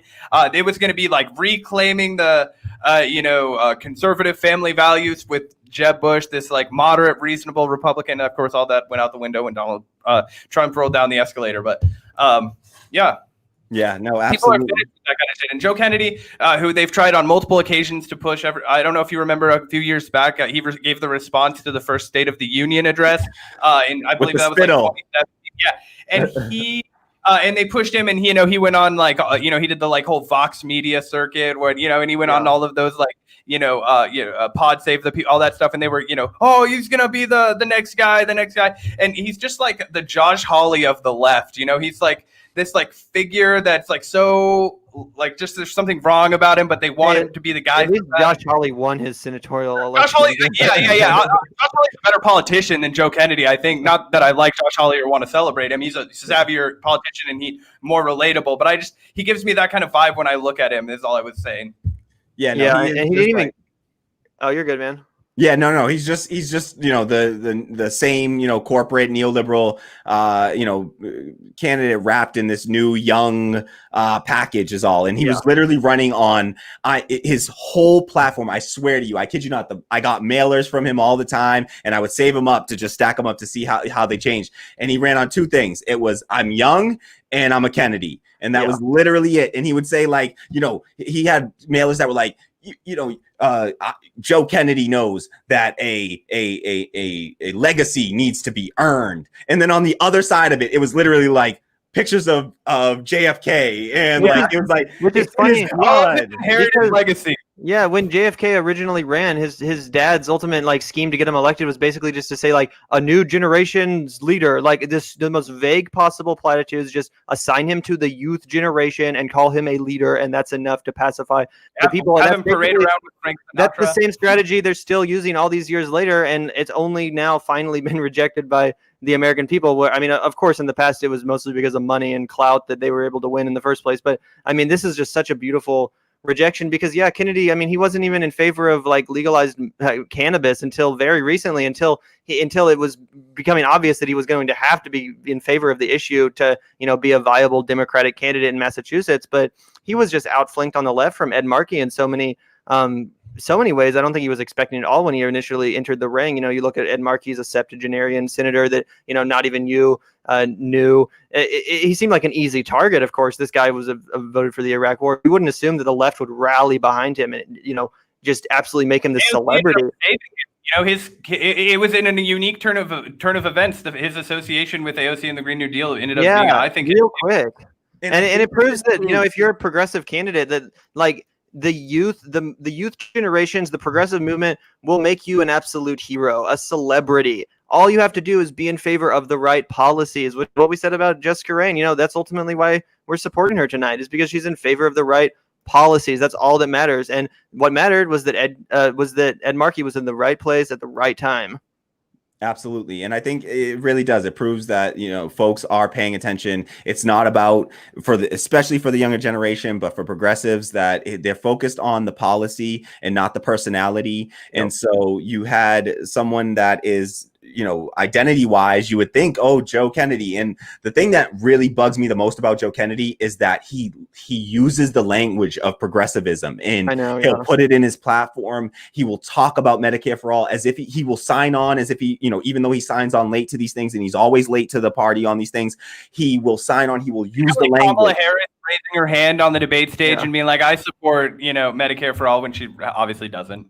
Yeah, no, it reminds me of the clip from what is it, American Gangster, and it's like it's Denzel, Denzel's in there and he's talking to another like lower drug dealer, and he's talking about like, hey, this is my brand. It's Blue Magic. If you don't know me any better than, these people that buy my product, they don't know me any better than they know the CEO of General Mills or General Electric. But it's the brand, and this is my brand. And he's telling them like, listen, don't cut up my brand, don't cut it up and call it Blue Magic. If you're going to cut it up, call it something else, because you're going to ruin my brand. And it's like, this is what they're doing. They cut it up. They cut up Medicare for all, and turn it into Medicare for all who want it. Yeah, I was Medicare about to mention Buttigieg.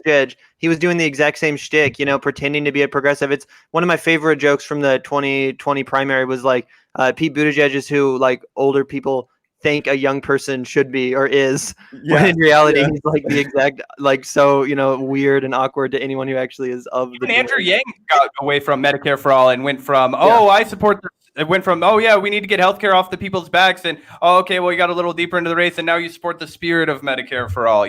One of those kind of bait and switch techniques is also really common. Yeah, no, I love that meme that was like, like Pete Buttigieg is what boomers believe that millennials are, and Bernie is what millennials wish boomers were. Exactly. So and that's what's so funny is I feel like so many of the older generation, they believe in their hearts that like the young people, that they have a problem with the Democrats and with Nancy Pelosi and Joe Biden because they're old and they're the old guard, and they just, like Whoopi Goldberg said that she's like, these people, they've been fighting their whole lives for their. It's not because these people are old. We all got behind Bernie Sanders, who's literally was the oldest man running. We got behind the oldest man running, not because of who he was or his age, but because of his policy, his consistency. Like, we do actually value experience and wisdom and age and all that stuff. Like the youth generations have more value for consistency than any other generations. Yeah, absolutely. So just a heads up, for anyone that's just joining us, first off, please hit the like button immediately. Subscribe to the channel if you haven't already. Please share out share this far and wide, social media, whatever you use. Share this out, let folks know so we can grow this platform. And if you can afford to do it, please support us on Patreon at patreon.com/radical democracy. Please support the show, support what we're doing here. We're trying to build a democratic workplace. We believe that that is the way that we will overthrow capitalism, is one worker cooperative at a time. And so we are building an anti-capitalist, entity here, an organization. And so we would like you to be a part of that. Please support us. Join our Patreon community. If you join for $5 or more, you can join our Discord server, chat with us on there, and give suggestions, whatever, get some behind the scenes talk and discussion going, and just be a member of the community in that way while we look to build left movements. So you can also, until our super chat feature is enabled, you can also drop us a tip, one-time tip. You don't have to sign up with an account or anything like that, on coffee.com/radical democracy. There's links in the description box below. If you're lazy like I am, please just open up the description box, click the link, and please also head over. Make sure you also, right now, while you're watching this, I want you to head over and subscribe to the Vanguard on YouTube. Please, there's links in the description box below. Do it right now. Don't hesitate. I don't mind. Open it up, right click, open a new tab. All right. Don't leave us here, but just open it up in a new tab. Subscribe right now. Seriously, subscribe to Zac and Gavin, on YouTube, and also check out their blog, the Vanguard.blog. It's a great blog. Lots of great pieces on there. Electoral politics, some third party stuff. It's really good content on there. So please check them out, watch, subscribe, and continue to support us in any way that you can. Do y'all have a Patreon as well? We don't have a Patreon yet. We're still getting that set up. All right. It's coming though eventually. All right. Do y'all have anything that y'all need me to shout out as far as like anywhere they can support? Oh yeah, I would just say that we're still getting started. So if you check out the channel right now, it's still kind of in its infancy, believe it or not. We have big plans for the future, so you're gonna want to make sure to be subscribed to keep on top of everything and keep up with us as our adventures unfold, because there will be many. Yeah, it just started, just to let people know, as the year ends and the new year begins, we'll be putting out mini documentary style videos covering Vanguard topics, things like abolishing borders, legalizing all drugs, getting rid of the Senate, ideas like that, talking to experts across the country, talking to working people, getting everybody's perspective, and putting that up on the channel as well. So yeah. I'm seriously super excited for that. So I am really looking forward to that. That's something that I know the type of work and effort that goes into that. That takes a lot of work, folks. It takes a lot of research and time and scripting and that sort of stuff. So please support these guys. Just support left independent media in whatever way we can, because we're battling the behemoths of corporate media, right? And we need support and solidarity here on the left. And so we need more of this. And so please support independent left media. Check out the Vanguard.blog. You can see it, the website there. And it's also a link to the website in the description box below. You can find them on Twitter at Vanguard__blog. So please check them out, subscribe. We got to be building a unified left, and the only way we do that is if we support each other. So, and we thank you so much, of course, too, for having us on tonight. We really are enjoying it, and we hope to continue collaborating again in the future. Absolutely. We will definitely be doing this again. So it's been a blast. And listen, I never stop talking. I never shut up. So if you have to jump out at any point, let me know. If y'all have to go, no worries at all. I'll try not to keep you here too late. I'm hoping to have you around for when some results start rolling in. But if you have to take off, don't worry about it. No offense taken. Cut me off if I'm, no worries at all. So no problem.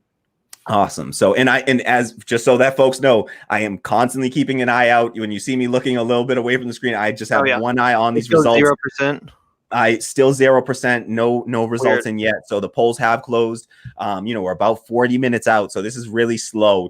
Like I've watched a lot of primaries, and this is slower than normal. You're watching the results. Just won the results. So definitely,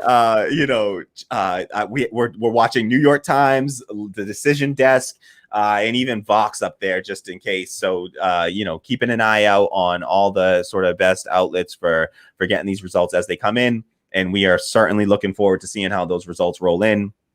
for folks that are just joining us, our main focus tonight is really on the Senate primary race. I don't know about y'all, but I really haven't been paying much attention to the other races going on in. I think there's like a gubernatorial race there, and I checked out the candidates, and I just couldn't see any difference in who they were. Nothing stood out to me whatsoever.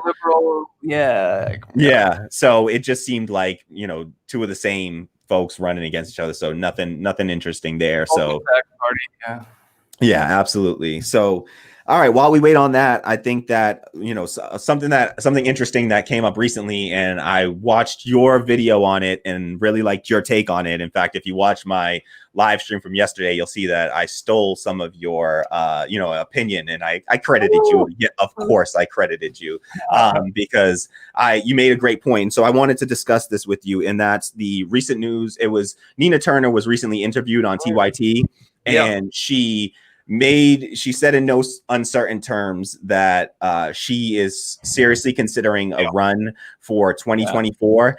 Now, she didn't specify which party she intends to run in. I think that that's a very interesting facet of this. And so I would like to get your thoughts on that. How do you feel about Nina Turner, and where would you like to see her running? How would you like to see her run in 2024? Yeah, Gavin, you have a good take on this. Yeah, and it goes back to what we were talking about earlier, too, about how, some candidates, I think we were talking about Charlemagne the God when you mentioned that he almost sometimes talks about, racial issues as if, Medicare for all or these policies are not issues that encompass, the criminal justice conversation, the racial justice conversation. I think Nina Turner is the exact antithesis of that. And that, she forefronts those messages. She, puts that economic populism at the forefront of her message, and that makes her, message that much more absorbable to the general public. And, unfortunately, we still don't live in a country that's totally on board with all of our ideas. And I think she makes them so uniquely palatable, regardless of even what she's saying, just the way she says it. And I mean, I'm not someone that likes to play up, the performance side of politics. I generally don't think the more performative type politicians are, really desirable at all. That's why I like Bernie so much. He was, so to the point. But Nina Turner is someone that can literally rile up, any room. And we're just so lucky to have her on our team, when it comes to that, because I think she can make such a great, moving, spirited case, similar to Dr. Cornel West and some other people in the movement. But I think she's just uniquely suited. My take on this, which you, I think, alluded to earlier, is that I think she should run as a Democrat, garner as much media coverage as she can, try to get as much, try to become the number one most Googled candidate of every debate, kind of like how Tulsi was. And then, use that base she's accumulated to take elsewhere if the Democrats end up screwing her over. I mean, if they obviously try to screw her over. Yeah, exactly. And I mean, if it were a fair election in a totally fair way, I don't necessarily think that would be the right strategy. I mean, it would have pissed me off if someone had done that, had Bernie won, if all of a sudden Pete Buttigieg decided to run as a third party, that would have, that would have been infuriating, and I would have called him out for not respecting the process. But I'm of the opinion that the Democratic primary processes are not democratic processes. So I think it's fair for her to do that. She's been on the inside of the Bernie campaign twice. She saw it happen to him twice. And I think she's, uniquely suited to the fact that she could win a Democratic primary. I think it's possible. But like we were also talking about, would they even have really let Bernie actually win the primary? Let's be honest here. So if Nina Turner really is representing the same sort of, threat to the the existential kind of threat to the DNC and to what they have going there, I think they'll absolutely, try to tip the scales in the favor of either Kamala Harris or even arguably just as worse, Andrew Cuomo. Who's a lot of people have their eye on. So yeah, I think if they fuck her over and if they are unfair to Nina Turner, if she does decide to grace their primary with her presence, then I absolutely think that it would be the perfect time, the absolute best of times for her to break free, declare herself a People's Party candidate, and break the tradition of leftist candidates like Bernie Sanders of sheep herding their voters into the Democratic Party post being fucked over by the Democratic Party. Yeah, I think that's a great take. And honestly, my initially, I had just sort of taken the stance of honestly, I'm super salty still about just these, the coalescing of those, the Bloody Monday and what happened on Super Tuesday. And my initial take was just essentially, one, I will support Nina Turner wherever she runs because whatever Nina Turner decides, I'm behind her 100%. I just think I don't idolize any politician or anything like that, but I think that, like you said, she is uniquely poised for this moment. I think that she not only has the values and the credibility and the will to do this, but she has a presence that allows her to navigate even spaces like CNN and MSNBC, where she's still invited onto these places, but she's still just a ruthless truth teller, and she doesn't hold back, and she manages to do that in a way that's really just I think she's just a unique politician and uniquely poised for this moment, and somebody that really represents our values and our program and the strategy that we believe is a winning strategy. And I was salty enough to say, honestly, I just felt like she could run if she wanted to run in the Democratic Party, and then if she just didn't win, I was like, you know what, she should just run as a People's Party candidate and just accept the People's Party nomination, just because she didn't win. But that was just me being salty and honestly not approaching it with a measured, in a measured, reasonable way, to be honest. And I think that what you said here is very reasonable in saying, listen, you play their game. I do believe that she will garner much more attention running in a Democratic primary than she would ever get running as third party. Like, especially, I think we also have to see kind of where the People's Party is at that time, because we have to be realistic about building a People's Party. And I don't want to, get our hopes up and assume that we can run a candidate in 2024. We had that conversation with maybe a girl when they came on our conversation, talking about how they would love to run as a People's Party candidate, but obviously you have to weigh the movement as opposed to, the. That was another. I agree that it's always, you always do have to make that calculation, but I also think it's true, and that there's something to be said for someone like a Bernie Sanders or a Nina Turner making that very courageous but necessary leap and saying, like, I am going to separate myself off from these two parties. I'm not going to waste my time if that's how they see it, and I am going to spearhead this new party, because the movement for a People's Party obviously has come a long way in the last 4 years. I remember when it was a lot smaller of a movement than it is now, and it's because of people like Nina Turner that made it into what it even is now, them giving it their, endorsement, essentially their cred.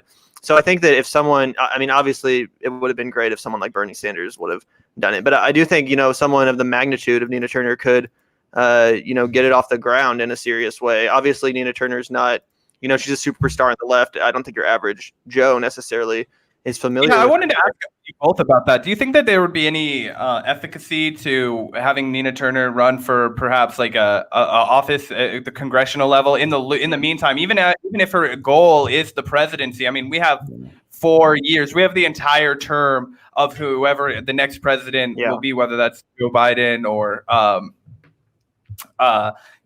or Donald Trump. Obviously, it's so.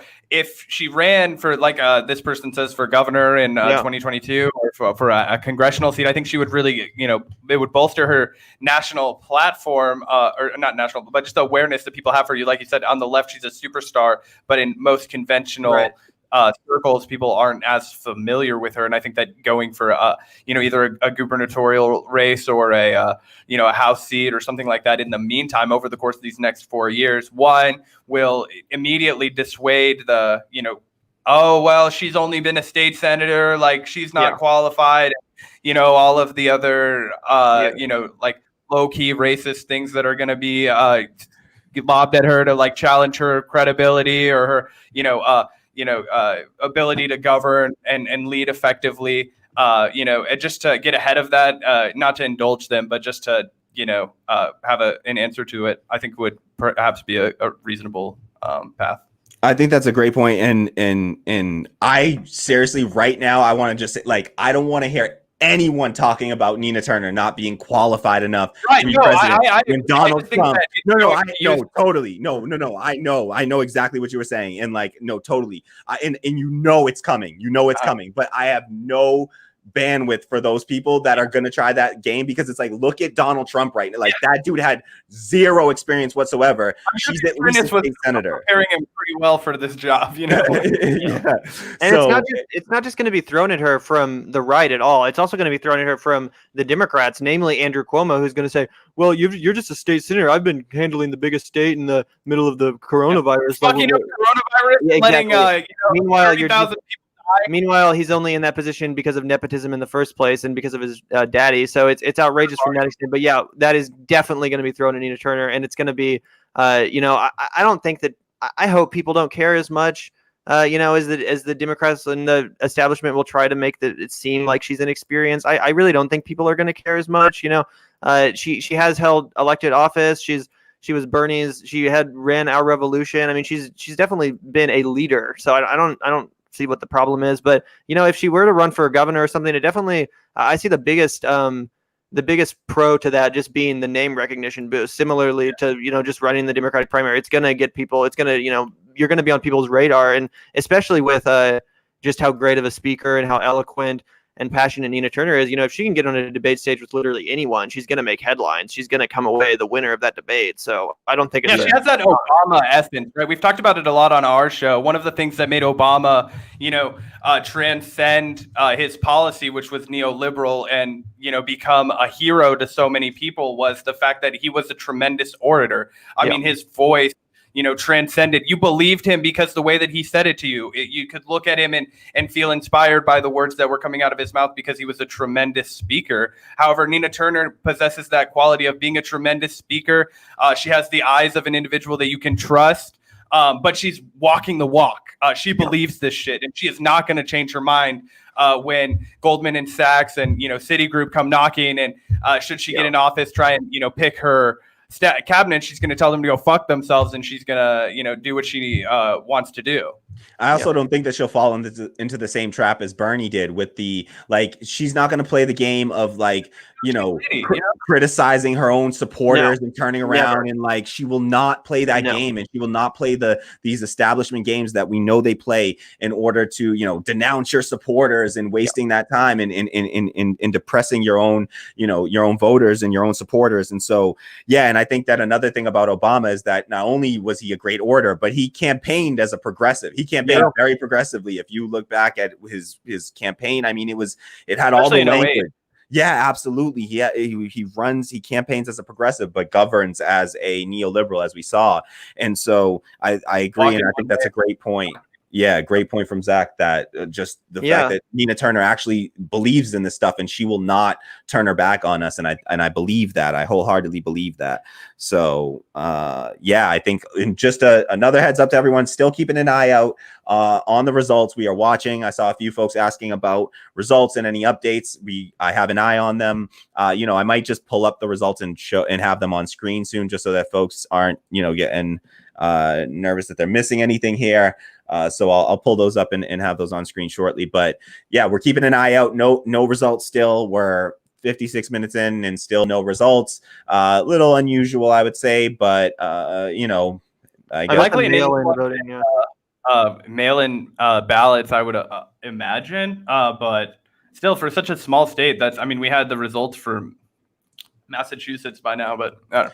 Yeah, stuff was getting called almost, you sort of had an idea of where things were, about an hour in. I would say we kind of, Markey first, Kennedy started out up, and then Markey had closed the gap and was pushing, was sort of stretching the lead for about an hour in till about 2 or 3 hours in. It was just slowly stretching out the lead for Markey after that. But so we're keeping an eye out. No results yet in the Delaware Senate primary for watching the race between Jessica Scarane and Chris Coons. For anyone that's just joining us, if you're just joining us, please immediately hit the like button, subscribe, share this out. Always appreciate that. And you can always support us at patreon.com/radicaldemocracy. Links in the description box below. Also, if you just want to leave a one-time tip, coffee.com/radical democracy, ko-fi.com/radical democracy. Shout out to all of our current Patreon patrons. I see a few of you in the comments. What's up, X?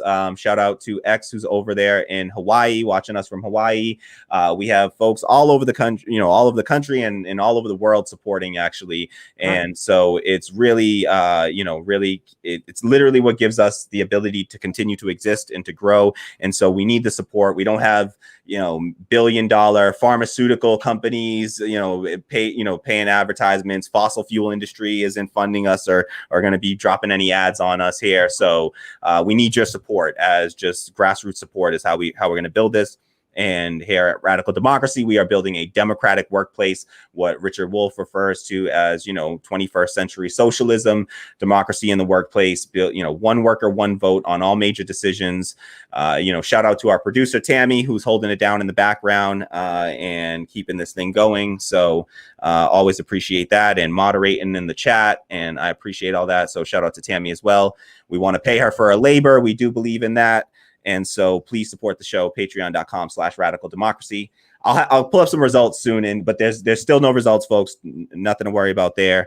We're just previewing the race and talking a little bit about Nina Turner 2024, third party politics, and how we feel about that. Now, how do you, generally, how do you feel about the movement for a People's Party? Do you believe that is a viable path moving forward? How do you plan to sort of focus your own energy on that movement for the next few years? Yeah, I can take that one real quick. Before I go, I have a hungry girlfriend that's totally understandable. I personally, I think this is absolutely the path forward for the party. And we touched on the fact that Gavin and we have a slightly different viewpoint on the current election, whether or not to go green or whether or not to go Democrat. But what we both full-heartedly believe at the Vanguard is the fact that both major parties in this country are unsalvageable. They're corrupt arms of the corporate class and the oligarchic aristocracy, and we desperately need a party that is going to represent the people. And I don't want to undermine or diminish the work that has been done by a lot of green activists. When we interviewed Jerry Perez, he was quick to mention this as well and say there's been so much hard work and passionate effort that's been given by people who really worked to bring the Green Party message. And I think that should never be, glossed over. And there was a lot of really hard fought years. However, the Green Party just hasn't taken off, and it hasn't really been the movement that people were hoping for maybe, 20 years ago in the 90s when it was getting off the ground. And I think that a movement for the People's Party is where the country is right now. And it's going to, cross any party lines, where the Greens might be, considered socialist or, tree huggers or wherever. The movement for a People's Party doesn't have any of those labels, any of those stereotypes, where like a libertarian would be just as comfortable as somebody like, me and Gavin, who, would fall, dramatically to the left of that. So, yeah, absolutely. Definitely think that the movement for a People's Party is the future for politics, for the grassroots in this country. Awesome. Sure. And so before you leave, Zac, I just want to say thank you so much for coming on and for speaking with us. I really appreciate that. And I hope to have you on again, soon. Yeah. We were happy to come on, and I'm super grateful that you reached out to us, and we had a blast coming on, and it was a great time. Yeah, absolutely. So, feel free to pop out any time that you have to. Totally understand. Okay. So, thank you so much for being here. This is Zac Polston, everyone, from the Vanguard. Gavin, are you going to stick around for a little bit, or do you have to take off? I can stay on a little bit longer. Okay. Yeah, I'll try to wait for some results to end. Thanks so much for Gavin, I'll chat with you later. See you guys. All right. Awesome. See you later. Thanks, Zac. Awesome. All right, so now we can finally have a real conversation. No. So that was awesome. So, how about you, Gavin? As Zac alluded to, it's nothing against the Green Party, and I feel like there's still a little bit of it's still a little bit awkward between the Greens and the MPP people, because the Greens rightly feel like they've been working their asses off for the last 20 years against all odds to build this thing. And like I said, I'm voting Green this time. I support the Greens. I've been talking to Lisa Savage, an independent Green running in Maine. I'm 100% down with the Green Party. I think they are. If there's one party that aligns with my personal politics to almost to a T almost. It's the Green Party. If their platform this time, as you alluded to, with the amazing Hawkins Walker Unity ticket is excuse my language, but a wet dream for me. It's everything you would want to see. It's like the Bernie Sanders platform on steroids. It's insane. Yes. So Yes. you can't No, it's Medicare for all, Green New Deal, $15 minimum wage, legalized cannabis. I mean, just name housing as a human right, like just federal jobs guarantee. Just name anything that you think of that you care about, that you like. It's on that platform. I promise you, it's on that platform. Yeah. So, and not just Green New Deal and Medicare for all, but it's actually the fullest extent of those policies, because Jill Stein and Jamu Baraka actually ran on a Green New Deal in 2016, but it was not necessarily the Green New Deal that AOC and the likes of the squad have been repping. It was a more socialist Green New Deal, which really transformed us into a more like a national health system, more nationalized industry and less capitalism, essentially.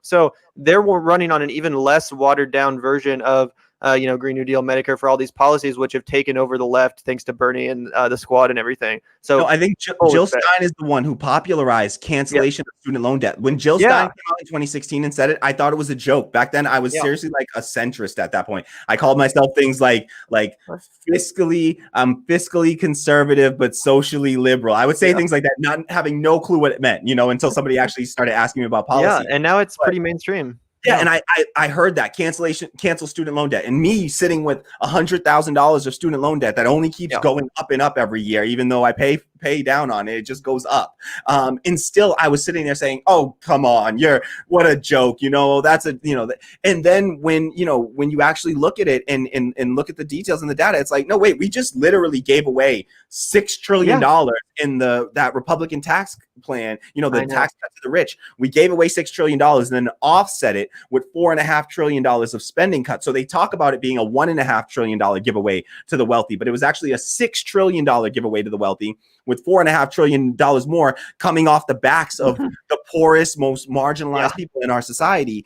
And so we have the money. The money's there. We could have that same money. I mean, we at the beginning of the pandemic, the Fed just started injecting $1 trillion per day into the markets. And so if they can do that, then they can certainly just, snap their fingers. Rashida Tlaib proposed minting a coin for a $1 trillion coin. You mint 2 of them because they have, control over the mint, even though the government doesn't have control over the Federal Reserve. And then you pay down the student loan debt with that. And you just cancel the student loan debt that way. And it's totally possible. And not only that, it would have a stimulating effect on the economy. And it was Jill Stein that brought that forward, through the Green Party. And these are, Marianne Williamson made this point in her speech at the People's Convention. She pointed out that a lot of the gains that we've attained in the last, century have come, not from the major party necessarily, but from, third party, the abolitionist party, the women's party, the socialist party for Social Security. And so we really do. I think that, what you're saying here, it holds a lot of value. And Jill Stein and the Green Party are definitely, I didn't realize that there was a rift there, and it makes perfect sense that that would cause a rift and cause some tension there from the Green Party, seeing the movement for a People's Party. And ultimately, and I kind of understand that, to be honest, and I think that ultimately the People's Party is going to have to, do a serious effort to alliance themselves and do a coalition with the Greens, because obviously if we have an MPP and a Green candidate, it's going to be split to all hell in this. Ultimately, though, why I do support MPP even more than the Green Party at this point is, as Zach said before he left, the Greens have, unfortunately, they haven't failed to achieve success on an electoral level, not even close, not even 5%, not even once. And I mean, obviously, I'm not, deluding myself that MPP necessarily has some inherent better chance, but I did notice a massive amount of energy and enthusiasm based around MPP, the likes of which I haven't seen for the Greens with this convention in my entire lifetime. I voted for Jill Stein. I'm going to vote for Howie Hawkins, but I'm not seeing a huge enthusiasm around these candidates. Unfortunately, I was urging the Greens to, to embrace with open arms Jesse Ventura, because, despite some of his, past statements and weird stuff, he would have at least given the party visibility. He would have at very least got the party to 5%. And in my opinion, Jill Stein, this is something I've said a few times, but Jill Stein's, her slogan was "Vote Green like your life depends on it," because in fact it does, which is another thing, by the way, that's now been co-opted by the Democrats. They're now using that. Michelle Obama said it at the DNC. Anyway, that was Jill Stein's slogan, and something that I wholeheartedly agree with. I think that the policies being pushed by the likes of the Green Party are literally existential policies. Climate change, this kind of stuff isn't something that we can afford to wait around our entire lives and wait for the Democratic Party to catch up on. And it's also for that reason that we have to, unfortunately, say goodbye to the Green Party if they're not going to deliver that. Because if our lives do depend on these policies, then we can't depend on a vehicle that's failed to deliver them or even gain any traction over the last 20 years. Now, obviously, they're up against massive systemic disadvantages. But if MPP even offers, 10% chance of delivering on what the Green Party has failed by, looking at their successes, their failures, and learning from that and moving forward with a serious populist energy, then I think it's worth investing on. And not just because of how bad the Democrats are getting, but yes, because of how bad the Republicans are getting. There is a lot of truth to the fact that the Republicans, are getting increasingly unacceptable, increasingly fascistic. And, well, not that they've always been fascistic, but they're getting increasingly blatantly fascist. The way that Trump has responded to the protest is it's so insidious, so disgusting, that it does drive home the fact that this is no longer a viable governing body, in my opinion, the GOP. And for anyone that agrees with me on that, if you're a Democrat or not, if you think that the GOP is not a viable governing body, then do you want to risk every 4 to 8 years giving the presidency to them, to another Donald Trump or Donald Trump Jr. or Tucker Carlson or whatever scum they throw at us next election cycle? Do you want to take the chance of there being a 50% shot of that person, running the country into the ground like Donald Trump is? I don't think that's an acceptable option. I don't think people should have to be forced to choose between literal fascism in the Republicans and just some watered down neoliberals bullshit. Sure, you can, lesser of two evils, whatever. It's not acceptable to vote for evil. And the Republicans and Democrats are increasingly embodying evil. There needs to be a third party for, if no other reason than to block the Republicans from getting into power. Because if the Republicans continue getting into power, we aren't going to have, it is true that our country is going down the fucking toilet, in my opinion. And do you feel like with the movement for a People's Party, with the People's Party, once they do form an official party, do you feel that it would create a situation where it would peel off enough from the Republican Party as well to ensure that Republicans, or do you believe sort of what we know we're going to hear from the Democratic Party, which is that, you're gonna take votes, you're gonna pull votes from the left because these are Democratic sort of policies that you're espousing. That's what they claim, at least. Well, it's definitely going to be an interesting electoral calculus, and it's really going to depend on who the Democrats end up nominating. Because if they end up nominating an Andrew Cuomo or another like Joe Biden-like character, I think that ultimately we're just talking about different demographics at that point. I don't think that it's the same pool of people that are ultimately going to be interested in these policies, which is why I think that the MPP has been so smart to not even necessarily nominally associate themselves with the quote unquote left. They really have defined themselves as a people's movement. They've tried to appeal to all, factions of the working class, not just, coastal liberals and stuff. It's really been this unique effort to try to get people involved that are truly disaffected by both parties, not just, they don't just hate the Republicans and want, a non-Republican entity in control. And I think that ultimately, and obviously Bernie tried to do this to not as successful an extent as he could as it would have been nice, but reaching out to that percentage of the country which doesn't vote. There's more non-voters in this country than there are Democrats, and if we can introduce some policies like ranked choice voting, if we could get something like that, or an expanded democracy in any form, obviously voting online sounds like a fantasy, but anything like that, if we can open up the process in a serious way, I think that there's so much untapped potential for non-voters, because ultimately non-voters are people that have looked at the system, have decided it's not worth participating in, have decided they don't feel represented by either of the two parties or their candidates, and they don't think it's worth their time. If a party can really court that demographic, I think that'll be really smart if they could successfully pull that off. Yeah, and I think that that's all great points, all great points. And I also think that what you said about ranked choice voting there, I think that that's another front that I hope to see the Movement for a People's Party fighting on, is to try to expand democracy in that way. We here in Massachusetts, we're lucky enough that it's a ballot question coming up in this election. So we get to vote for ranked choice voting, statewide ranked choice voting. So if you're here in Massachusetts, I saw a few people in the comments saying they're in Massachusetts. I'm here in Massachusetts as well. Please vote yes on question 2 so that we can expand our democracy, get ranked choice voting. And I would like to see the Movement for a People's Party put some energy and some sweat equity, as Nina Turner would say, behind, trying to expand democracy. Because I think that that's going to be the sort of some of the impediments to the MPP. And of course, there's always the 5% threshold is a massive one that we have to clear. But I do think that it is a unique opportunity, like you said, where the Green Party has fought a damn good fight, over the decades, and they've won in some local places and they've had some local wins, but nationally they just haven't been able to garner enough.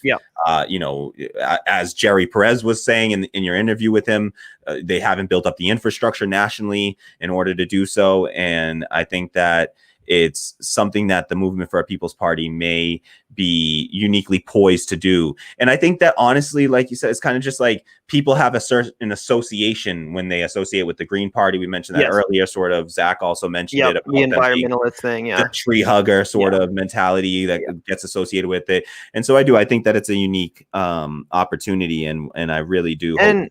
And again, I'm not a crazy person who's in my own world over here thinking that the MPP is going to succeed in 2024 without something serious happening. And what I think is that thing that needs to happen is getting on the debate stage. I'm in no illusion that, whatever third party will fail miserably unless they get on the debate stage, which is why I was pushing and so infuriated that the Green Party didn't accept Ventura's interest, because he could have gotten on the debate stage, and that alone would have provided such a massive, shift in the dynamics. If Nina Turner can get on the debate stage as a People's Party candidate, then I don't think that any rules that are pre-existing apply anymore, because that's never happened before. There's never been a serious third party on the debate stage, the likes of Nina Turner, the likes of someone who's by far, in my opinion, going to be better than whoever the fuck the Democrats and Republicans do end up putting up there. That's going to be a serious game changer. And like I said, I'm under no illusions that this party has a chance of winning in 2024 unless that were to happen. But if that could happen, then we have a different game on our hands. Yeah, I totally agree. And I think that as far as the debate stage is concerned, I also think that something that could happen is if Nina Turner does end up running in the Democratic primary, I think that she should do what Donald Trump did when they asked Donald Trump during the 2016 primary. They said, do you agree to support the Democratic, the Republican nominee, no matter who it is, if you lose? And he was like, nope, not if you don't give me a fair shot. I'm not, and I think that she should do the exact same thing and show that she's willing to hold out and say, no, listen, and threaten them with that, because I think that they'll respond to that, and they are afraid of a third party challenge that takes them out of power, because they want to maintain power. They don't want to do anything with the power, but they just want to have it. And so I do believe that if she threatens that power, if she says, listen, if you fuck around and find out, essentially, it's like, if you mess around, nice. Yes. It's like, you will see what happens if you mess around. I will accept the third party nomination. I will accept the People's Party nomination if the Democratic Party. So I hope she does that. If she manages to get on those debate stages in the Democratic primary, to lend credence to the People's Party. I'll also be supportive if she chooses to run as a People's Party candidate from the outset. Like, I'll be supportive. I'm in the same boat as you. I'm not naive. I do not believe that you're going to go from, a party not existing to running and succeeding in a presidential election within 4 years. I think that is a massive hurdle to overcome. But I do think that there is a chance to at least build enough power so that in 2028, maybe you are on those debate stages. We do cross that 5% threshold, because it takes time to build these things up. And I feel like every time they always tell us, like, this, you can't do it this election. You got to, because this election is the most dangerous election in our lifetimes. And it's always the most dangerous election. It's always existential, always, for the Democratic Party, even though they don't treat it like it's existential after they get power. And so I would love to see Nina Turner up on those debate stages in any capacity, particularly if she could be there as a People's Party candidate. I agree that would be, because it's unprecedented. It's like all bets are off at that point, and anything could happen. And so it would be a sight to see, I think. So, and I'm in the same boat as well. I'll just say, for anyone asking, it's I'm voting for Howie Hawkins and Angela Walker in this upcoming election. I live in Massachusetts. It's a safe blue state. I suppose that if I were in a swing state, I might consider otherwise. Like I might, but I don't know. But the version of me right now, as I'm thinking, no, even this version of me, if I lived in a swing state right now, as I think about it, no, I would be voting for. I'm on the same page. For Howie Hawkins and Angela Walker, because even if they can't hit the 5% threshold, maybe they get 2.2%, maybe they get 3-4%, maybe they get more than usual, and it's enough to inspire people that, maybe, if they can get 4%, then maybe you can convince people. Like, because I think in the last election, Jill Stein only got like 1 or 2% ultimately. It was pretty pathetic, unfortunately. But I still blamed her, of course. Yeah, of course. But no matter what, even if it's the one silver lining to the destruction of democracy, taking place right now from the Democratic Party trying to push out the Green Party out of these elections and off the ballot. Yeah. I think the one silver lining to that dark cloud there is that if they, because in Wisconsin, just to be clear, they've successfully removed them from the ballot at this point. They are now removed from the ballot in Wisconsin. Right. And I think that at least they cannot blame the Green Party when they lose. If they lose those states, they will not be able to blame them. And I look forward to at least being able to say, well, you can't blame the Greens now. So what's the excuse? Exactly. If they don't win this. So, and I think that it is still sadly a big if Joe Biden wins this. So let me. Hey man, I'll be right back. 1 sec. Okay. Okay. All right. And I think. Okay, nice. Oh, shoot. Not good. Okay. All right. So we got some results, and let's bring you these results here. All right. So Gavin will be back in a second. I will pull up results. So we do have some results in from Election Desk has some results here. So as you can see, unfortunately, we already have about 64,000 votes in right now. And as you can see on the screen here, Chris Coons is currently winning 78% of the vote, almost 79% of the vote to 21%. That is a significant portion of the vote. That is probably the early vote that just came in. And unfortunately, it doesn't look great for Jessica Scarane at this point, unfortunately. So Gavin, while you stepped away, we got some results in. The first results started to come in. Unfortunately, as you can probably see up on the screen there, Chris Coons with about 64,000 votes in so far. Chris Coons is winning almost 80-20 right now, 80% of the vote to 20% of the vote. So it's not looking great for Jessica Scarane, unfortunately, right out of the gate. This could be the early vote. There could be some demographic differences in early voting. Right. If it's like the most wealthy area of the state. So let me see if they're okay. So I think they're actually Election Desk may have already called this election. So yeah, let me see. Okay, yeah, it's already. Yep. All right. So hold on here. I'll pull it up for folks so that they can see that it's been called here. They've already bumped it off of this page, so I'll just got to pull up another. Here you go. So as you can see here, this is now they're calling it for Chris Coons right out of the gate. He bounced out with 80% of the vote here. So this is the primary election we were focused on. This is Chris Coons versus Jessica Scarane. Of course, the vote totals, the votes the percentages can shift at this point, but it looks like it's a significant enough lead right out of the gate and a significant enough portion of the vote that they're able to call it. Decision Desk now, has been wrong once in recent history, of course, with the Cori Bush race. They did get it wrong, and then it had to be changed the next day. It does not look like that will be the case for Jessica Scarane, unfortunately.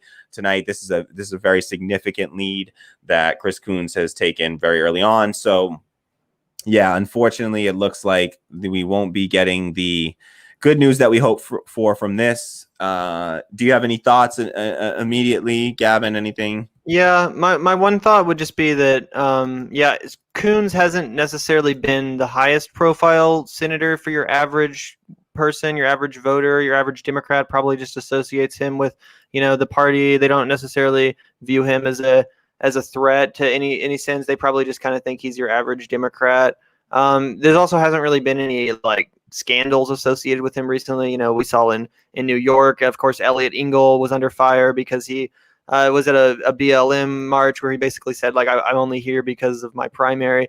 Certain things like this that tend to really, at the last minute really help Jamal Bowman. Coons has been a pretty low profile. He's pretty milquetoast and hasn't really done anything that I'm aware of, at least, to offend his constituency. And double that with the lack of name recognition that Scarane, of course, has to battle, and the lack of establishment support and fundraising she has to battle.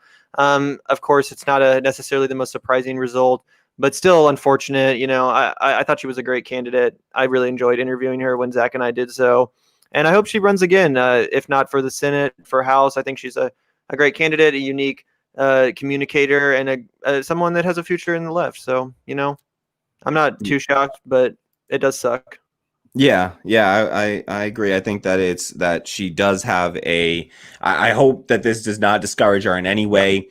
What she was facing was an uphill battle. She fought a good fight. She ran a good race for what she was given. It's very, we're under, very unique circumstances here with the pandemic. I think that it favors incumbency very heavily when you have an incumbent that just sort of has to do nothing and people will just check that box. I'm a voter that I used to do that. I used to just, vote for whoever had that incumbent tag next to their name on the ballot. Something I wish they would remove from ballots, to even say who the incumbent is. I wish that they would take that away.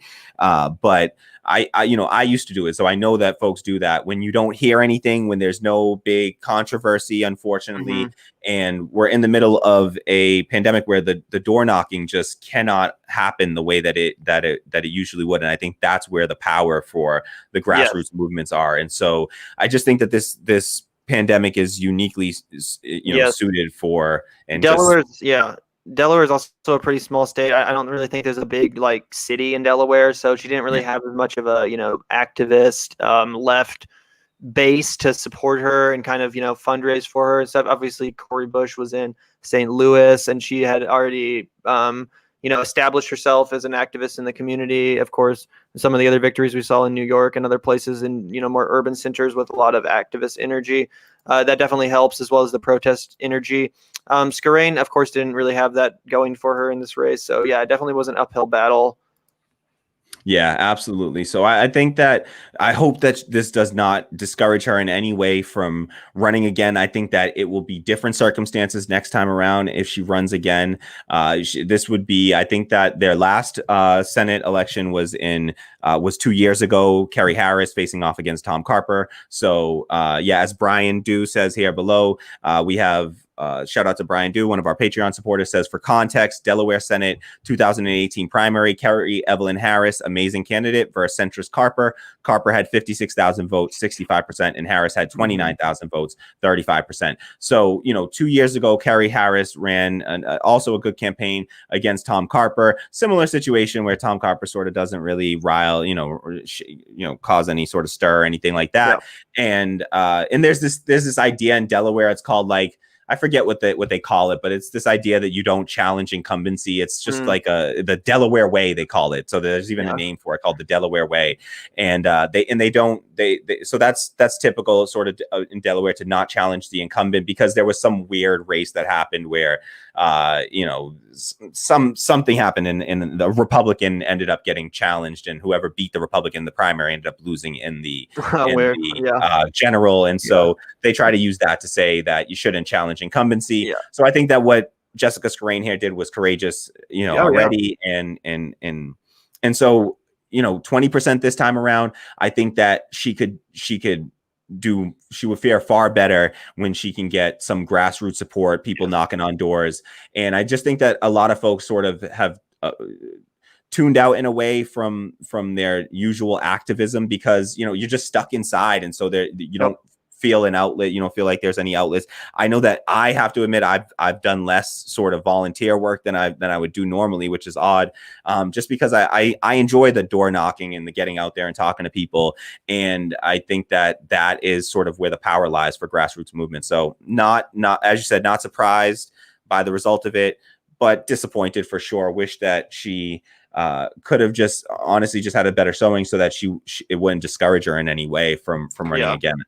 Yeah, I hope she's not taking the news too hard. I always think about the candidates in moments like these, and I hope that they're doing well and know that their supporters we're not disappointed in them in any way. It's not like they let us down in any sense. This was as you said, absolutely a courageous thing to do. I wasn't even aware of the Delaware way bullshit, but that makes it even more courageous. The fact that she stuck it to that state philosophy that is not really meaningful. Obviously, incumbents. Joe Biden was in the Senate for like 30 years, and he definitely was not the most productive Democratic senator. He was working with segregationists and stuff. So that's proof that primaries are very important, and the work that people like Jessica Scarane are doing is so important, because even if they don't win, it still pressures their opponent to the left a little bit and makes them think twice about engaging in some of the gross corruption that they might have not thought twice about 4 years ago prior to a challenge. Yeah, absolutely. And I saw that like Chris Coons shifted like at least one little like half inch to the left because of the Jessica Scarane primary, where he at least adopted the idea of like getting rid of the filibuster, because that's like a big thing where he always wants the filibuster because of his bipartisanship, BS. He fights for the filibuster whenever the Democrats are in power. They want the filibuster there so that the Republicans can oppose them effectively. And then when the Republicans come in, they tear all that stuff up, destroy it, democracy every way they know how, and then just tear through, put however many federal judges on. So yeah, this is unfortunate, but I do hope that she runs again, and I think that she ran a good campaign. You've been with us now for a while, Gavin, and we so greatly appreciate all. It was so fun. Thank you so much for doing this with us, and for sticking around this long and waiting for these results to come in. Again, I hope that we can continue to do this and have some more crossover and have you back on the show again.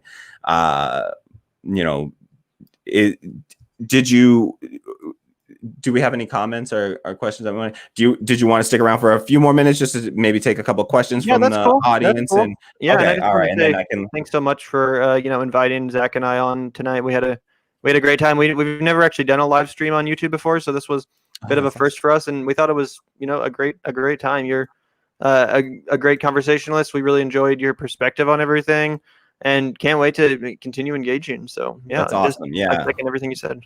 Awesome. That's awesome. So thank you so much. I really appreciate that. And this is like, we're all learning. We're new independent media, left media, and we're building this sort of airplane mid-flight, as they say, or whatever. And so like, I really do appreciate y'all taking the time to come on and just give us all of you have really great insight, and I really appreciate and respect and value your opinions there, and just really appreciate you coming on and sharing that with me and the audience here and the community. So thank you so much for doing that.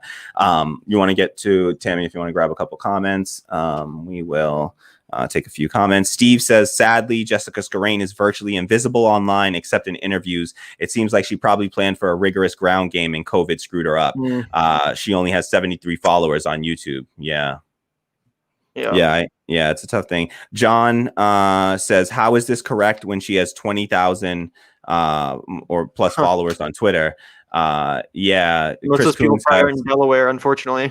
Yeah, exactly. Steve Alvarez says Chris Coons has 167,000 followers on Twitter. Normally, younger / primary candidates challenging older incumbents have larger followings on Twitter and social media. So yeah, usually, the younger folks do, have larger followings. I think that it was really, I just think it's really tough when you have $323,000 versus $6 million to have the kind of infrastructure and to be able to effectively run with all the other new challenges that come along with running under, COVID, during COVID, I think that that's a really, really tough hurdle to clear. So we have to be cognizant of that and be appreciative of these folks that stick their necks out trying to fight for working class people, and just show them our support and recognize the challenge that they face. So Steve says, I worried that her reach wasn't broad enough, not that she wasn't trying, just that for whatever reason it wasn't tracking. And for a Senate race, even a small one, she'd have to be running more like Shahid Buttar or Beto, a national style race, so that she could get massive turnouts and smaller dollar donations and volunteers for calling. I agree with that. I totally agree with that. That I didn't see her enough based on, just what you expect from a candidate that has her platform. I don't think she got a Justice Democrats endorsement. I wish that Justice Democrats would have been able to do that. I know that they're running on a limited infrastructure as well, and they sort of pulled back a little bit. So I wish that she could have gotten bigger endorsements. AOC, Bernie Sanders, really, they should have put their thumb on. Look at how Nancy Pelosi, they talk about like not, this is the BS that happens with the Democrats, is that they claim, oh no, you can't go and endorse one candidate or another when there's an incumbent running, against a challenger. But then Nancy Pelosi just comes in and puts her thumb on the scale. And I wish that when she did that they would have turned around and done the same for a candidate that needs it. Like I remember when AOC was running and nobody knew who she was. And it's like, imagine, and she got the endorsement, like the dual endorsement from Ro Khanna, who had first endorsed Joe Crowley, but then he came back and he then dual endorsed AOC in that primary. But it was like, every little, bit of, exposure matters when you're a primary challenger running, against a powerful incumbent. And so I just, that was, something that I wish that I had seen was those endorsements. And any thoughts there? Yeah, I just totally second that. It's a bummer when, the cavalry doesn't really show up for these candidates, despite them, putting themselves out there and supporting these issues anyway. It's kind of, it's like Bernie, called for a political revolution, and it's people like Jess Scarane that are trying to make that happen. But then if he doesn't help her out, then it's like, it doesn't really encourage people to want to run and put themselves out there and challenge the establishment. So obviously, it's not Bernie's fault that she won, but it is a little discouraging and disappointing, and I imagine it especially for her. Yeah, he uses the language of like we're facing existential threats, but he doesn't run and campaign like he means that, because if he does, it's like, you got to criticize Joe Biden. You can't do the Joe Biden's my friend thing. You got to be critical of these people. You can't just, like, if you really believe it, like what he says, and I do believe that he believes that in his heart of hearts. And so it's just like, why don't you act like you do, and act like this situation is as existential as you say it is, and stick your neck out there, especially when he's like, he doesn't have to worry about re-election. Bernie's getting re-elected, like there's no doubt about that. Steve just mentioned Shahid Buttar. I was wondering, actually, one thing I wanted to ask you was, are there any races for the general election that you sort of have your eyes set on or are focused on? Is there anything that stands out to you for the general election? You mean like as far as elections that'll be in like November? Like yeah. Like so there are a few. The one that I've been most into lately and really tracking is the Maine Senate race to replace Susan Collins. And most people probably are familiar with Sarah Gideon, who's the establishment Democrat running in that race. Most people think she's the opposition to Susan Collins. But what a lot of people don't know is that Maine is actually the only state in the entire nation to have ranked choice voting actually implemented. So Sarah Gideon, people don't have to vote for Sarah Gideon, the establishment Democrat. If they want to get rid of Susan Collins, they can vote for Lisa Savage, who's the independent independent Green candidate running in Maine. Lisa Savage is absolutely incredible. She has one of the best platforms I've ever seen. Like we were talking about, she supports all the right issues. And compared to her corporate counterparts in Sarah Gideon and Susan Collins, the difference could not be more overstated. She's a normal person. She's a grandmother, a retired teacher. She's, in my opinion, one of the best, candidates running on any level. But the fact that her race actually is proving the viability of ranked choice voting. People can vote for her in Maine without having to fear of spoiling the election or handing it to Susan Collins a re-election, because they can rank Sarah Gideon as their number 2 choice and completely avoid having to even think about such a scenario. People can vote their conscience without having to worry about these undemocratic notions of spoiling the vote and all this ridiculousness. So that's the one race I've been, really looking at. There's also, speaking of independents, I don't know if you've heard of her, but Christine Olivo is running in Florida's 24th district against an established Democrat. She's running as an independent and is actually championing Medicare for all in addition to universal basic income. I'm going to be straight with you. She's a pretty unknown candidate. She probably doesn't have much of a chance of beating that incumbent. But in my opinion, she's running one of the best, most enthusiastic, energetic, youthful campaigns in this country. And she, interestingly enough, decided that it was not worth it to primary the incumbent. She wanted to run as an independent. That way she could stay in until November. Wow. And then also in California, because they have the runoff voting where it can be two Democrats, there's a couple of races there to look out for as well. David Kim, and I believe the 26th district, I want to say, is a great candidate who's running against an established Democrat in Los Angeles County who's just a complete corporate shill. And David Kim is a great politician. Once again, one of the most youthful, energetic campaigns and platforms I've seen. He's also a universal basic income advocate.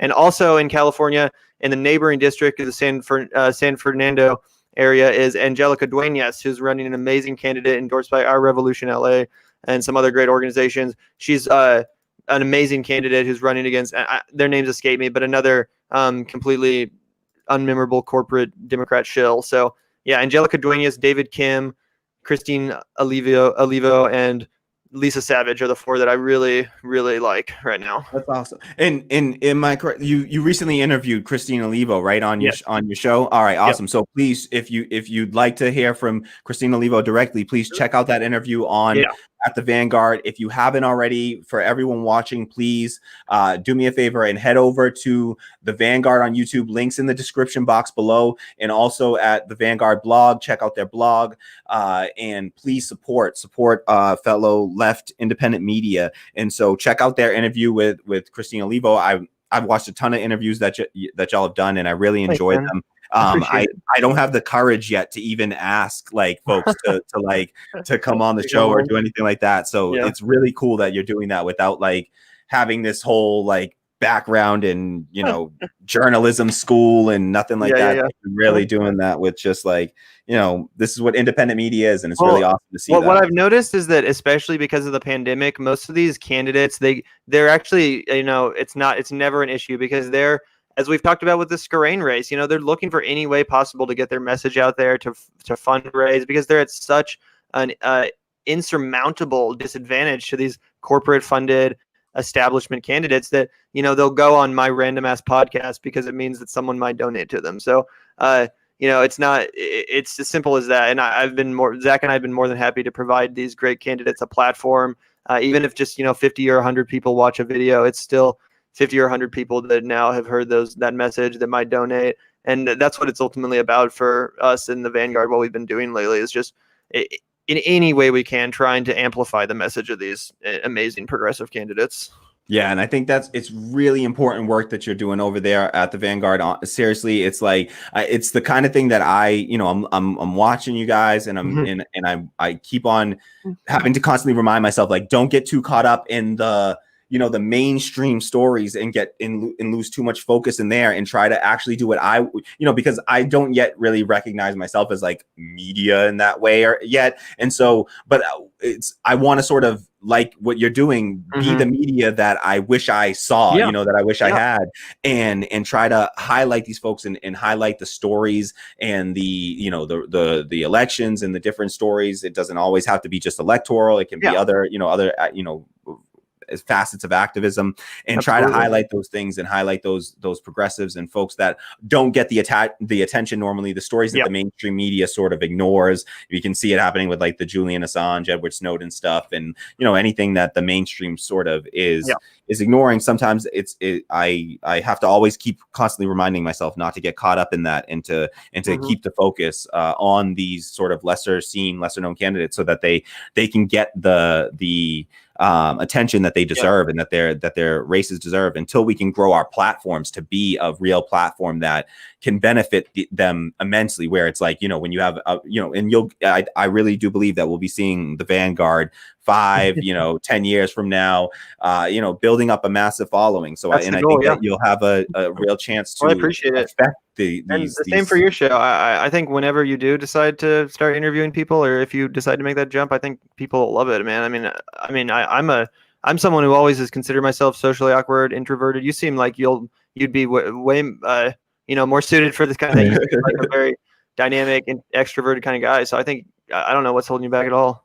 I appreciate that. Thank you so much. It's honestly just nerves, to be honest. I was nervous even before I did this show here. I was just like, everything's got to be right. I'm nervous. Oh, yeah, I feel you. I'm the same way, dude. Yeah, once the stream gets going, it all just like melts away. Yeah, exactly. That's how it is. Yeah, I'm super nervous. So anybody watching and thinking like, I'd like to do something, but trust me, we're all nervous about this. Don't feel bad about that at all. Do whatever you have to do, whatever makes you feel good and makes you feel like you're fighting on the right side of history. I support it. So yeah, that's and I hadn't heard about Lisa Savage or David Kim, so I'm gonna check them out. And yeah, you definitely should. You said Angelica. What's the last name?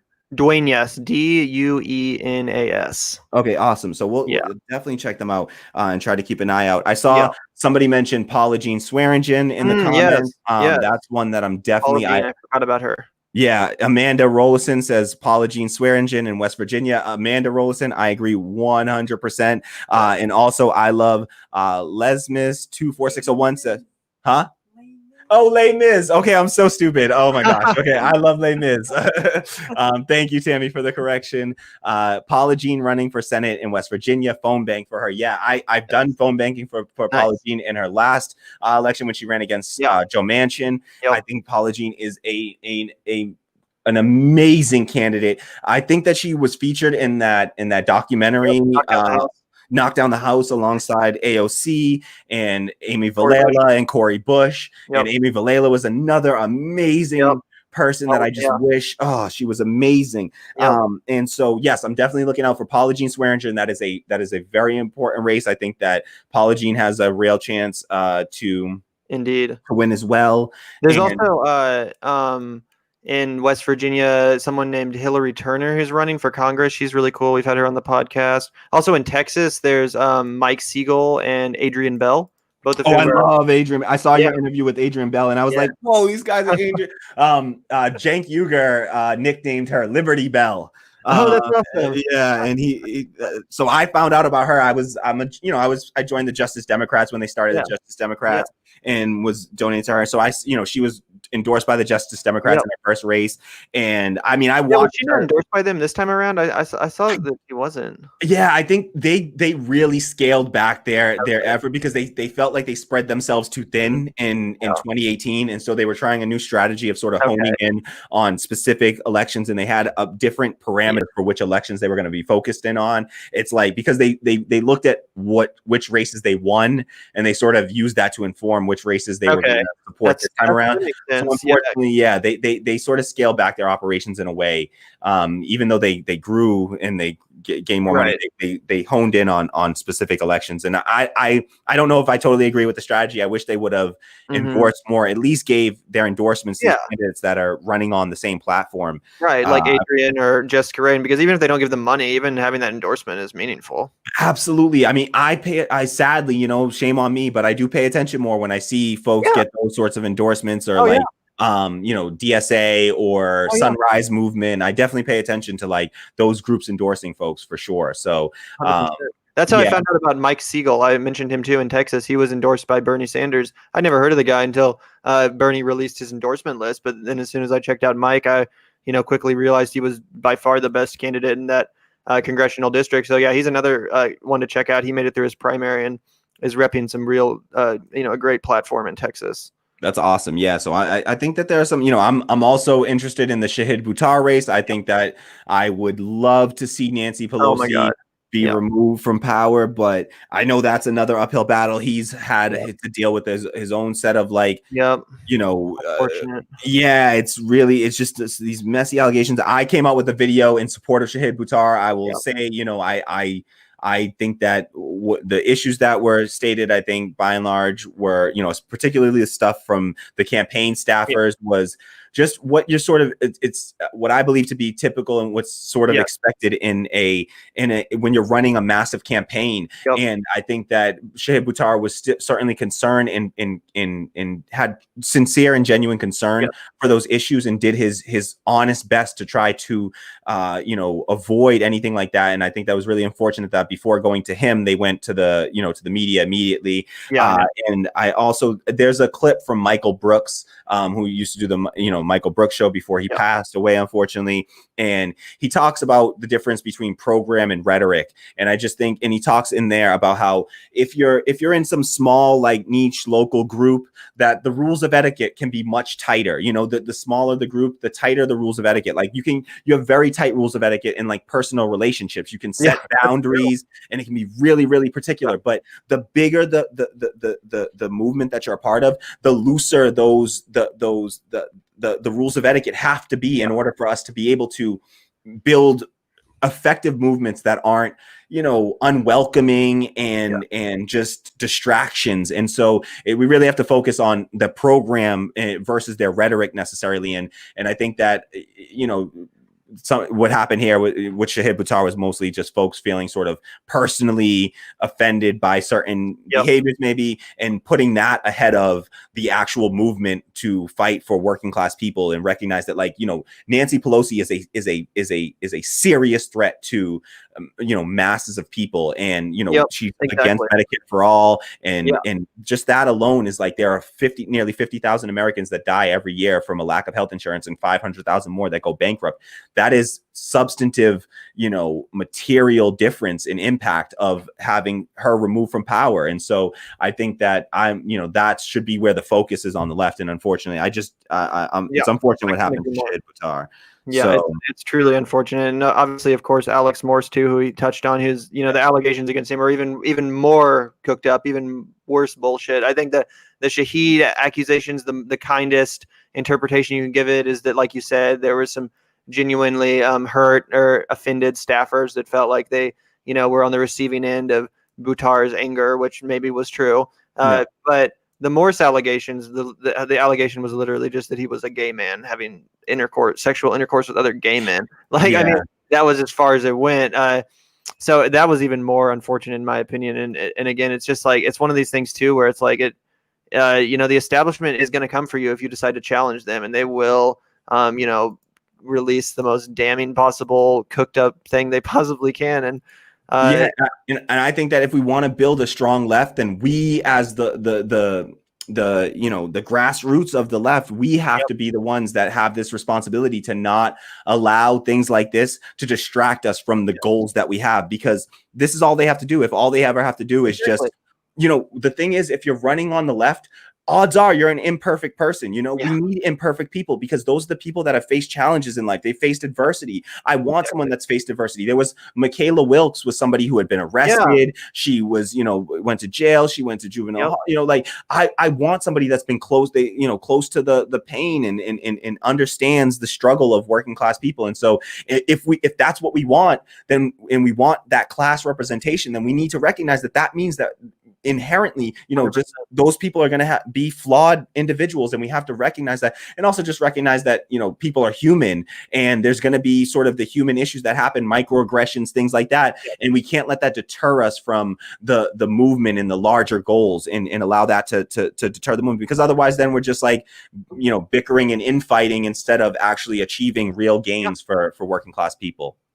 That's 100% true. And I think you put it really well earlier when you said too, just like, it can't be understated what Nancy Pelosi has presided over, been responsible for, the kind of policy which she honestly represents in Washington. And I mean, we just need to redefine what we consider to be criminal behavior, right? I mean, Jess Scarane, who of course, unfortunately came up short tonight, something that she said that I really liked was just that we need to, less things need to be considered crimes in this country. Obviously, when it comes to the poor and working class, everything from drug use to, minor tax evasion, or it can end you up in jail. But if you're Nancy Pelosi and you're committing all kinds of crazy corruption and, taking bribes, essentially, all that's totally acceptable, and none of it would ever be considered criminal, let alone punished as criminal. So when it comes to people assessing the validity of the Shahid Buttar allegations, which never really even strayed into the criminal, to be honest. It's not like anyone accused him of anything like sexual assault or anything of that nature.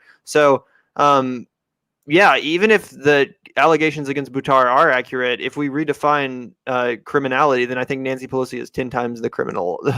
Absolutely. Just great points. And I saw in your interview with Jess Scarane where she said that, and that resonated with me for sure. Where it's like I mean, just on the with drug addiction in Portugal, they had one of the highest overdose rates in all of the and they decriminalized and destigmatized it as well, and treat it like a health condition, drug addiction, which it is. It's just a health condition. Somebody's putting a chemical into their body. It's totally legal for fossil fuel companies to burn fossil fuels and put their toxic chemicals into our body and into our water, like in Flint, Michigan, lead. It's totally okay for them to put chemicals into our body, without our consent. But if we put chemicals into our own body to alter our mind in some way, or even not chemicals, but ethnogens or cannabis, totally naturally occurring plants that have been used in human culture and parts of human society going back to literally the beginning of time. The tribes of people that used to occupy these lands, literally would take peyote as a spiritual experience. This is a piece of human activity, behavior, community that has been not just excised from our society, but also criminalized. And like you said, it now has this stigma where, like I said, it's been a part of our behavior as long as human beings has existed. It's been something that we've used to connect with each other, connect spiritually, heal, and now just luckily we're seeing some. Sorry, I got off topic on drugs, but yeah. No, don't. Hey, that's always on topic for me. I mean, I am a strong proponent of psychedelics. I think that everybody should experience a psychedelic. Mushrooms is what I would recommend personally. I think that every person should experience that. It is a mind-opening experience. I honestly feel like I've never felt more connected to my, fellow human beings than when I was, tripping on shrooms. And so I absolutely advocate for it. There's a lot of truth to that. And psychedelic therapy it's a whole new window that people are realizing is an alternative to, pharmaceutical addictive drugs that have been pill pushed on them by, corrupt doctors and people that are just trying to make a profit at the expense of your addiction, which is insane to think about. Absolutely. And I was raised Rastafarian. I grew up with like 5 foot long dreads. I cut my hair when I was like 15 years old. Unfortunately, I wish I still had my dreads for sure. But I was raised Rastafarian. I was raised in a culture where it was totally destigmatized. My brothers in Jamaica, they grow, I have brothers who grow hundreds of pounds of weed that's just how they make a living in Jamaica.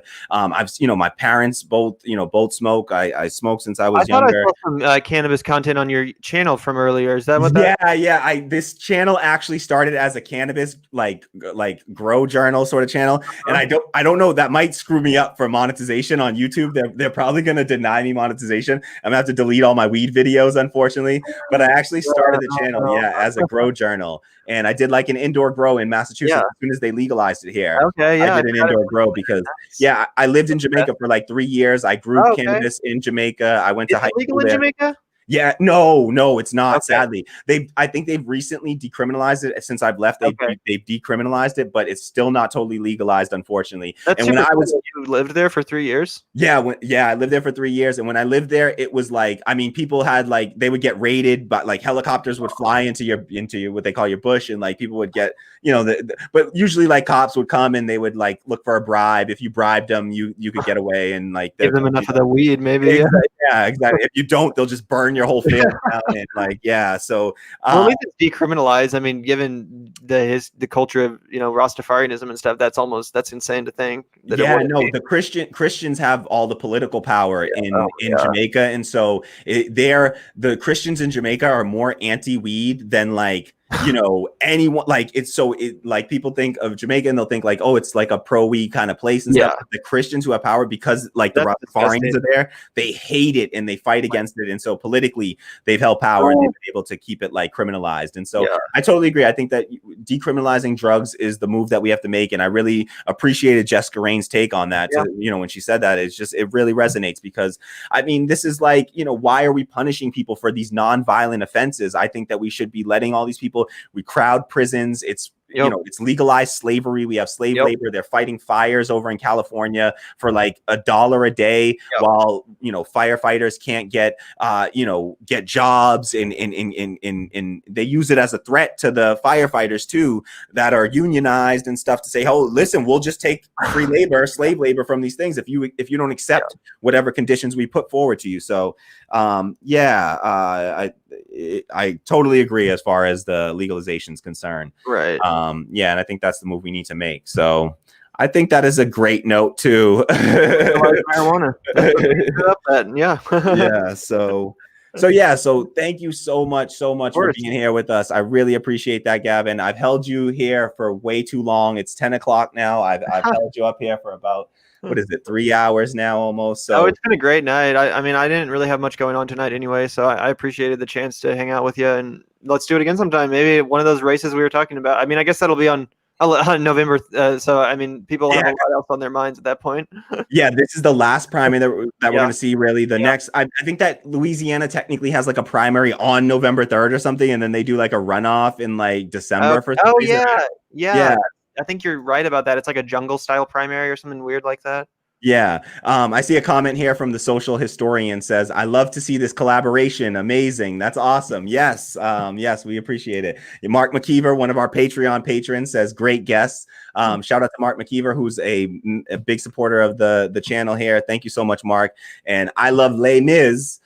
Says, thanks for the shout out. The left can do it. We got to talk up importance of primaries and make sure to know that's where choices lies. Thanks for hosting. Thank you so much to Zac and Gavin for being here with us. I mean, I really, really enjoyed this, and I'm excited to have you guys back on and just to track your progress and see where where to go. I think your channel is also extremely exciting. I really like what you've been doing and everything. I think you're a fantastic voice, really well spoken, and just I can't wait to see both of us. I'm just so excited for both of us now. Yeah, no, absolutely. I think that we're seeing. I think that this. I've seen an activist that I really respect. His name's Roderick Douglas. He has a very good eyes on the ground sort of, and he's talked about how this has been for one, we've had the most political uprisings in a single year since 1967. The police approval is at like an all-time low right now. Like, we have made massive gains here on the left. Like, he framed it as like we've essentially done like decades of work in a matter of a few months, essentially.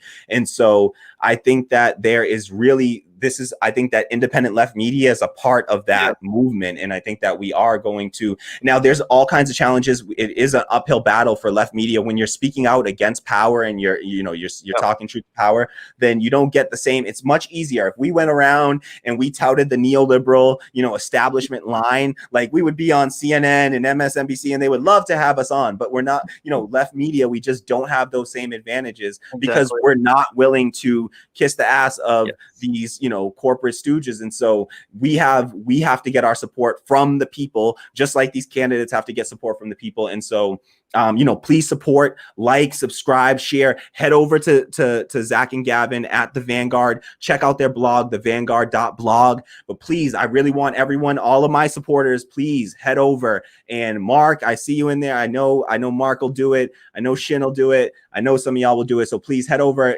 The link is in the description box below. Open up the description box right now and open in a new tab if you have to, and subscribe to the Vanguard. Please, we got to support left media. So I really, really appreciate having you on. Is there any other comments that we need to get to before we let Gavin go? Do you mind if you can literally jump out any second. You just run away if you have to, Gavin. I'm gonna just flip through a few more comments so that we can get to all these comments here. Dark Sage says, I have an interesting question for you guys. Oh, I want to hear that. Yeah. He says, I live in Massachusetts, which is a very liberal and progressive state on the national level. Even in towns, we have a lot of liberal and progressive Democrats here. I am running for town council this year in my town as a conservative Democrat. Interesting. That is, I support keeping taxes low, trying to balance town budgets, and basically am a small government kind of person. It is very hard for me to connect to the average voter here because I am more center to right of the average Massachusetts Democrat.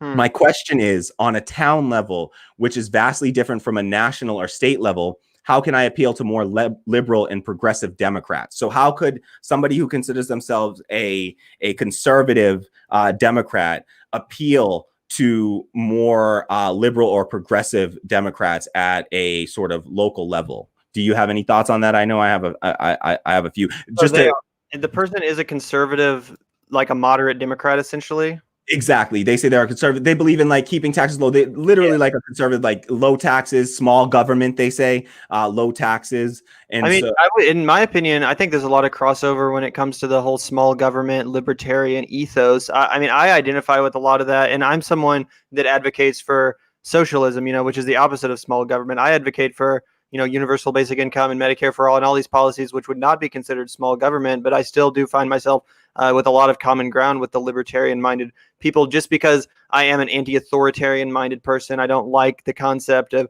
the police or the government telling me what to do, what I can and can't put in my body. So, I mean, if you just emphasize those, points and really talk about that anti-authoritarianism, that the small government, I believe in personal freedom and you should be able to do whatever you please, smoke whatever you want, be in relationship with whoever you wish. It's those kind of issues which do affect people's personal lives massively, where I think that the whole small government thing is a completely effective and, relatable thing to stump on.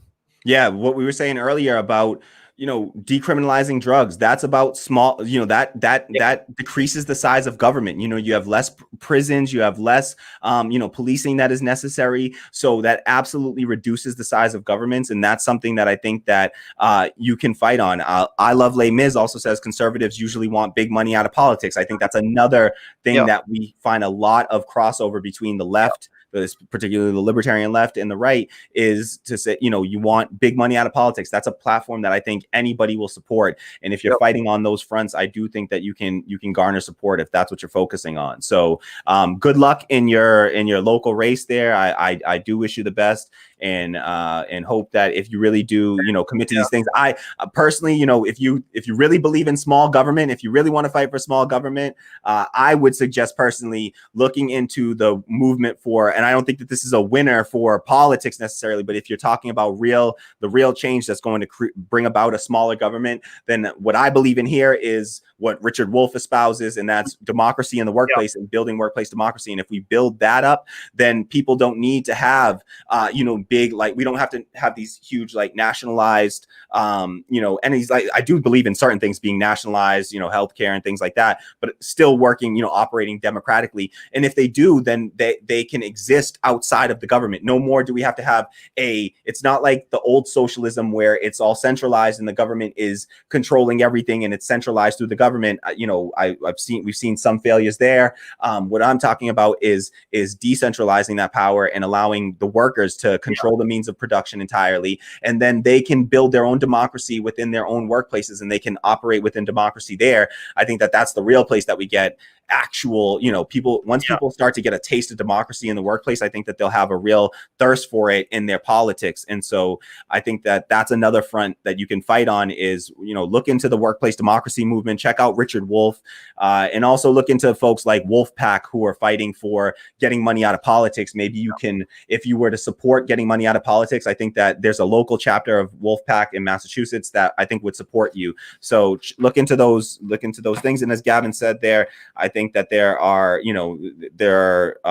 libertarian issues that folks can fight on, and small government is something that I don't think if you don't have to talk specifically about like small government per se. There's ways to do that without saying those words to people, because I don't think that necessarily plays with liberals or. And also, like, I hear you when you say the taxes thing. Like, that is a genuine point of, a thing that a lot of people are scared of. And even people that are from, like, European countries where they do have, universal healthcare and all of these benefits that we talk about. Even some people there do say, like, yeah, I'm not a big fan of the the taxes. I don't want to pay this much taxes, which, as you said, a small government person, you wouldn't want to pay a lot of taxes. That's understandable. I mean, I get that. And in my opinion, the best way to think about these issues and to frame them through a perspective in that sense is that, you know, we don't necessarily have to raise people's taxes to get a lot of these redistributive policies. You know, Bernie proposed college for all paid for by a Wall Street speculation tax. That's not taking any money out of any working class people's pockets at all or raising their taxes. It's just putting a tax on a pre-existing industry, basically, where people are making tons of money anyway. Another thing is, you know, like the Andrew Yang's universal basic income plan, it taxed the automation. You know, it put a tax on that to pay for it. It wasn't coming out of, you know, your average person's payroll tax or anything like that. So not all of these policies are going to raise your taxes. And I think that ultimately the left, Bernie, I think he should have. I think he should have found, you know, more inventive ways to pay for these policies, like defunding the military. Like, let's cut the military budget in half and use that to pay for people's healthcare. I don't see why these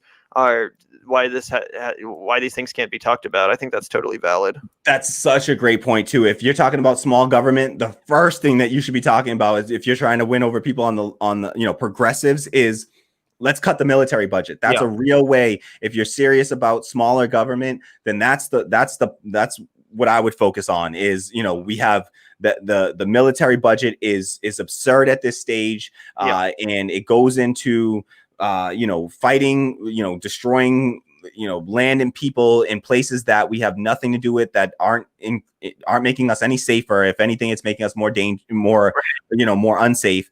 And so I would absolutely, that's such a great point. I think that the military budget is the first place that I would look to talk about reducing the size of government. You can also fight, if you're talking about smaller government. Another thing you can talk about is supporting and legalizing, abortions everywhere, and supporting that, so that people, stay out of, give women the rights to their own reproductive health, and keep the government out of the, from regulating like the bedroom or a woman's body. And so I think, or a person with any person with a vagina, I don't think that they should be subjected to the government's like regulations in that way of deciding what they want to do with so many body. Issues can be reframed as, anti big government, that people that claim to be in favor of small government are actually in favor of. So absolutely. I think I'm going to jump off for the night, but it was great hanging with you. Thank you so much. I appreciate it so much, Gavin. Thank you for sticking around. Deeply appreciate that. Hope to have you on again. Everyone, this is Gavin from the Vanguard. Please check him out and support. Thank you so much, Gavin. Yeah, dude, it was great. Thanks so much for inviting me on, and I hope you have a great rest of your night. It sucks about the results, but maybe the next time we chat, there'll be some even more optimistic news. And like you said, there has been plenty of wins lately. It's not like we're totally beaten down. Bernie Sanders was not the end of the left, and people like Jess Scarane and David Kim and Lisa Savage, they're carrying the torch on. And like you said, independent news organizations like yourself, like the Vanguard, we're doing that work. We're putting in the work to get the word out and, fight back. So thanks so much, man. Thank you so much, Gavin. Appreciate you coming on. Really appreciate that. Thanks, everyone. All right, take it easy, buddy. Appreciate it. All right, everyone. That was the Vanguard, Gavin and Zac Polston and Gavin Miller-Broomfield from the Vanguard. That was really awesome having them on. It was great talking to them. I really enjoyed that, and hope to have them back again soon. I wish that we had gotten some better results here tonight, had something to be a little bit happier about. I will show you just updated numbers here on the election results. So if you want to see that, you can see some updated numbers. Some more votes, of about 40,000 more votes came in. Chris Coons maintaining a lead. Jessica Scarane did close the gap a little bit. So I think that the more that gap closes, the better, just for her chances next time around. She will, be more encouraged next time around. So as you can see, Jessica Scarane now with about 26% of the vote, before she only had about 20%. So she picked up about 6% more of the vote as the votes continue to roll in. So maybe the day of voting, it appears to be coming in a little bit more in her favor. So hopefully they'll have a little bit better voter turnout here. Some more votes will roll in, and hopefully that gap tightens even further. The race has been called, and it's pretty clear that Chris Coons, wins this one. It's what people would refer to as landslide, but please don't get discouraged by this. Jessica Scarane was fighting a nearly impossible fight, but it was a really massive uphill battle, and she got name recognition this time around. So we have to acknowledge that, recognize that, and hopefully with that name recognition, she will she'll be able to garner a lot more votes next time around, similar to a Cori Bush. So this is what it is. This is what we have, folks. And please, to anyone who's here that hasn't done so already, I need you to immediately just hit the like button below. If you're watching this on mobile, please just close the chat, hit the like button, and then you can open the chat button back up. Subscribe to the channel if you haven't already. Make sure you subscribe. Support independent left media. Also, if you can afford it, please, even for as low as $1 a month, you can become a Patreon subscriber. Patreon.com/radical democracy. There is links in the description box below. So please head over there and support us for as low as I said, $1 a month. Please support. But if you want to just do a one-time tip, you don't have to do a monthly donation. You can just do a one-time tip, similar to our super chat feature at coffee.com/radical democracy. That's ko-fi.com/radical democracy. Link in the description box as well. So, and if you leave us a tip on Coffee, we will read any comment you leave along with it. And if you support us on Patreon, we will give you a shout out on stream. If you support if you become a $5 member on Patreon, $5 a month, you will get access to our Discord server where we, chat and have some behind the scenes stuff. You can suggest content for us. Massive shout out to Brian Dew, one of our Patreon patrons, who upgraded their membership to a $5 a month membership. Thank you so much, comrade. I really appreciate that, Brian Dew. He's always in here dropping knowledge as well. So we appreciate Brian, adding to the community and being a great member of the community. Really appreciate that, comrade. Thank you so much for doing that. Really, really, really appreciate that. Thank you so much. What up, America? I see you in there. I see you in the comments. Shout out to What Up, America. I do see you in there. What Up America says, been moving all day. Oh, moving is the worst. Happy to see y'all still streaming. Awesome. Yeah. Thank you so much, What Up America. We had a great stream last night. Thank you so much to What Up America for being there for that one. You can check that out here on YouTube. You can check out all of our live streams and past streams and clips of the show. Had a really great stream last night. We talked about J.K. Rowling and her new disgustingly transphobic book that she released, just, transphobic propaganda.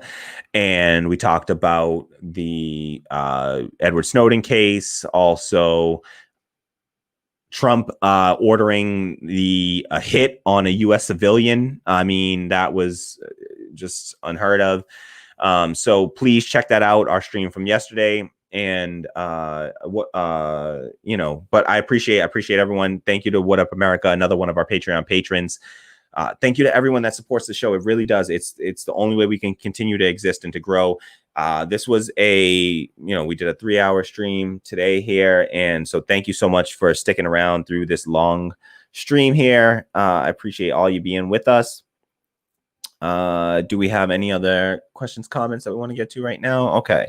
So, all right. I mean, this is, I don't expect anything to change in this race at this stage. Unfortunately, I think that this is how, the race is going to stay. Chris Coons the election's been called for Chris Coons. He definitely, has won this race, but I don't think that we should be discouraged by this on the left. I think that Jessica Scarane ran a great race as best as she could, given all of the, challenges to running against an incumbent, particularly in Delaware, where they have a culture of not running against the incumbent. And so just know that, don't get too discouraged by this. Please don't be too discouraged by this. This is the last primary election of the year. So there will be no more primaries. There will be one more primary, the Louisiana primary, but it will be happening on Tuesday, November 3rd, the same day as our general election.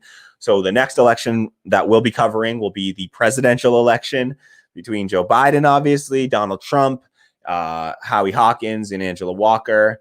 And I'm forgetting the socialist candidate, Jeff Mackler. And so I'll be voting for Howie Hawkins and Angela Walker. But I will be interested in seeing what unfolds between Joe Biden and Donald Trump. It is not, things are looking good for Joe Biden, that's for sure, but it is not, certainly never in the bag. There's always the chance for an October surprise, as they say.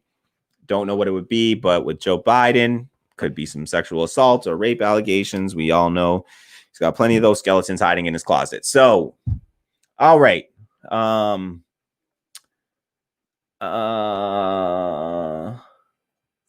Yeah, thank you so much to everyone. I really appreciate you being here. This was a really fun stream for me, having some guests on and talking with Gavin and Zac from the Vanguard. That was really cool. So really appreciate them coming on, and happy for that. I think we're going to wrap things up here because there's not much else to get to here. And so thank you to everyone that's here with us now. If you haven't already, please do us a favor and like, subscribe, and share this video out. Just hit that like button right now. Hit that like button and subscribe and share. We do appreciate all of the community here. Thank you to everyone for being here, but a special thanks to Tammy for always being a power producer out there, just making stuff happen and keeping things running smoothly. She helped coordinate. She helps everything. So I deeply appreciate it. We deeply appreciate it.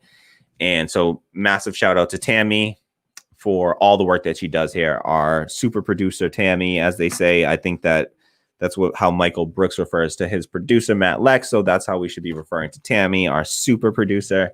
So super producer Tammy in the building. Thank you so much, Tammy, for all the work that you do. Really appreciate it. Let's get Tammy paid for her labor, y'all, by supporting us on Patreon, patreon.com/radical democracy. Links in the description box below. Links to the coffee as well, where you can drop us a tip if you like what you see and you appreciate this. You want to pay us, help us get paid for our labor, for our work here. Please support the show if you can afford it, and only if you can afford it. Please do not stretch yourself thin or anything like that. Just if you can afford it, please do it. If you're wealthy, you better do it. You better be feeling some guilt about that and go. If you're really wealthy, you can go and you can sign up for what's our top tier now? Rent. Yes. If you're wealthy, if you're watching this and you're a millionaire, then you need to go over and you need to sign up for our Patreon. And you need to pay for our rent, okay? Especially if you're a white millionaire. Pay some reparations, all right? All right, $2,000 a month is our highest tier on Patreon. And it's obviously a joke because we don't expect to be getting any millionaire support. Unfortunately, I don't think that the ruling class will be supporting left-wing politics anytime soon. But if there's any crazy millionaires or billionaires out there watching this, please go sign up for our Patreon and give us $2,000 a month so that we can pay our rent and live and survive. And that is our goal. We got to get up to a few $1,000s a month eventually on Patreon, but we're small and we're growing and we appreciate all the support. And trust me, this thing is growing every day. We hit our 1,100 subscribers recently. I expect we pick up a few more tonight. And so thank you so much to everyone for being here. We're wrapping things up. We're going to be heading out in a second.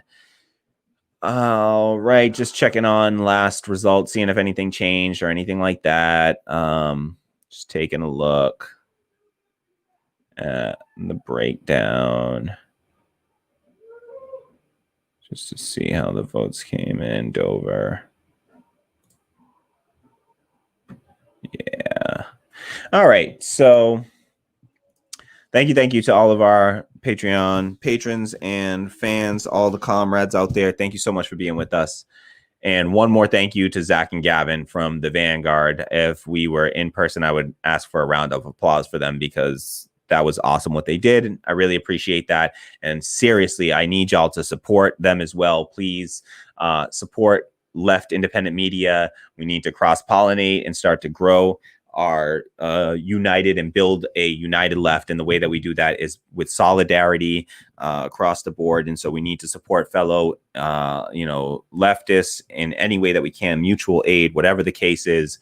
please support. Check out the Vanguard.blog, and also just links in the description box below. So please check out those links in the description box. You need to check out their blog, but definitely check out their YouTube channel and subscribe. They do these great interviews with all these politicians that are, they do these really awesome interviews, not just politicians, but also activists. It's really great work. It's great stuff. They're engaging. It's really informative stuff, and it's well done. So please support Zac Polston Gavin Miller-Broomfield from the Vanguard. Check out their work and support us as well any way you can. Thank you so much to everyone that was here with us tonight. We are wrapping up and heading out now.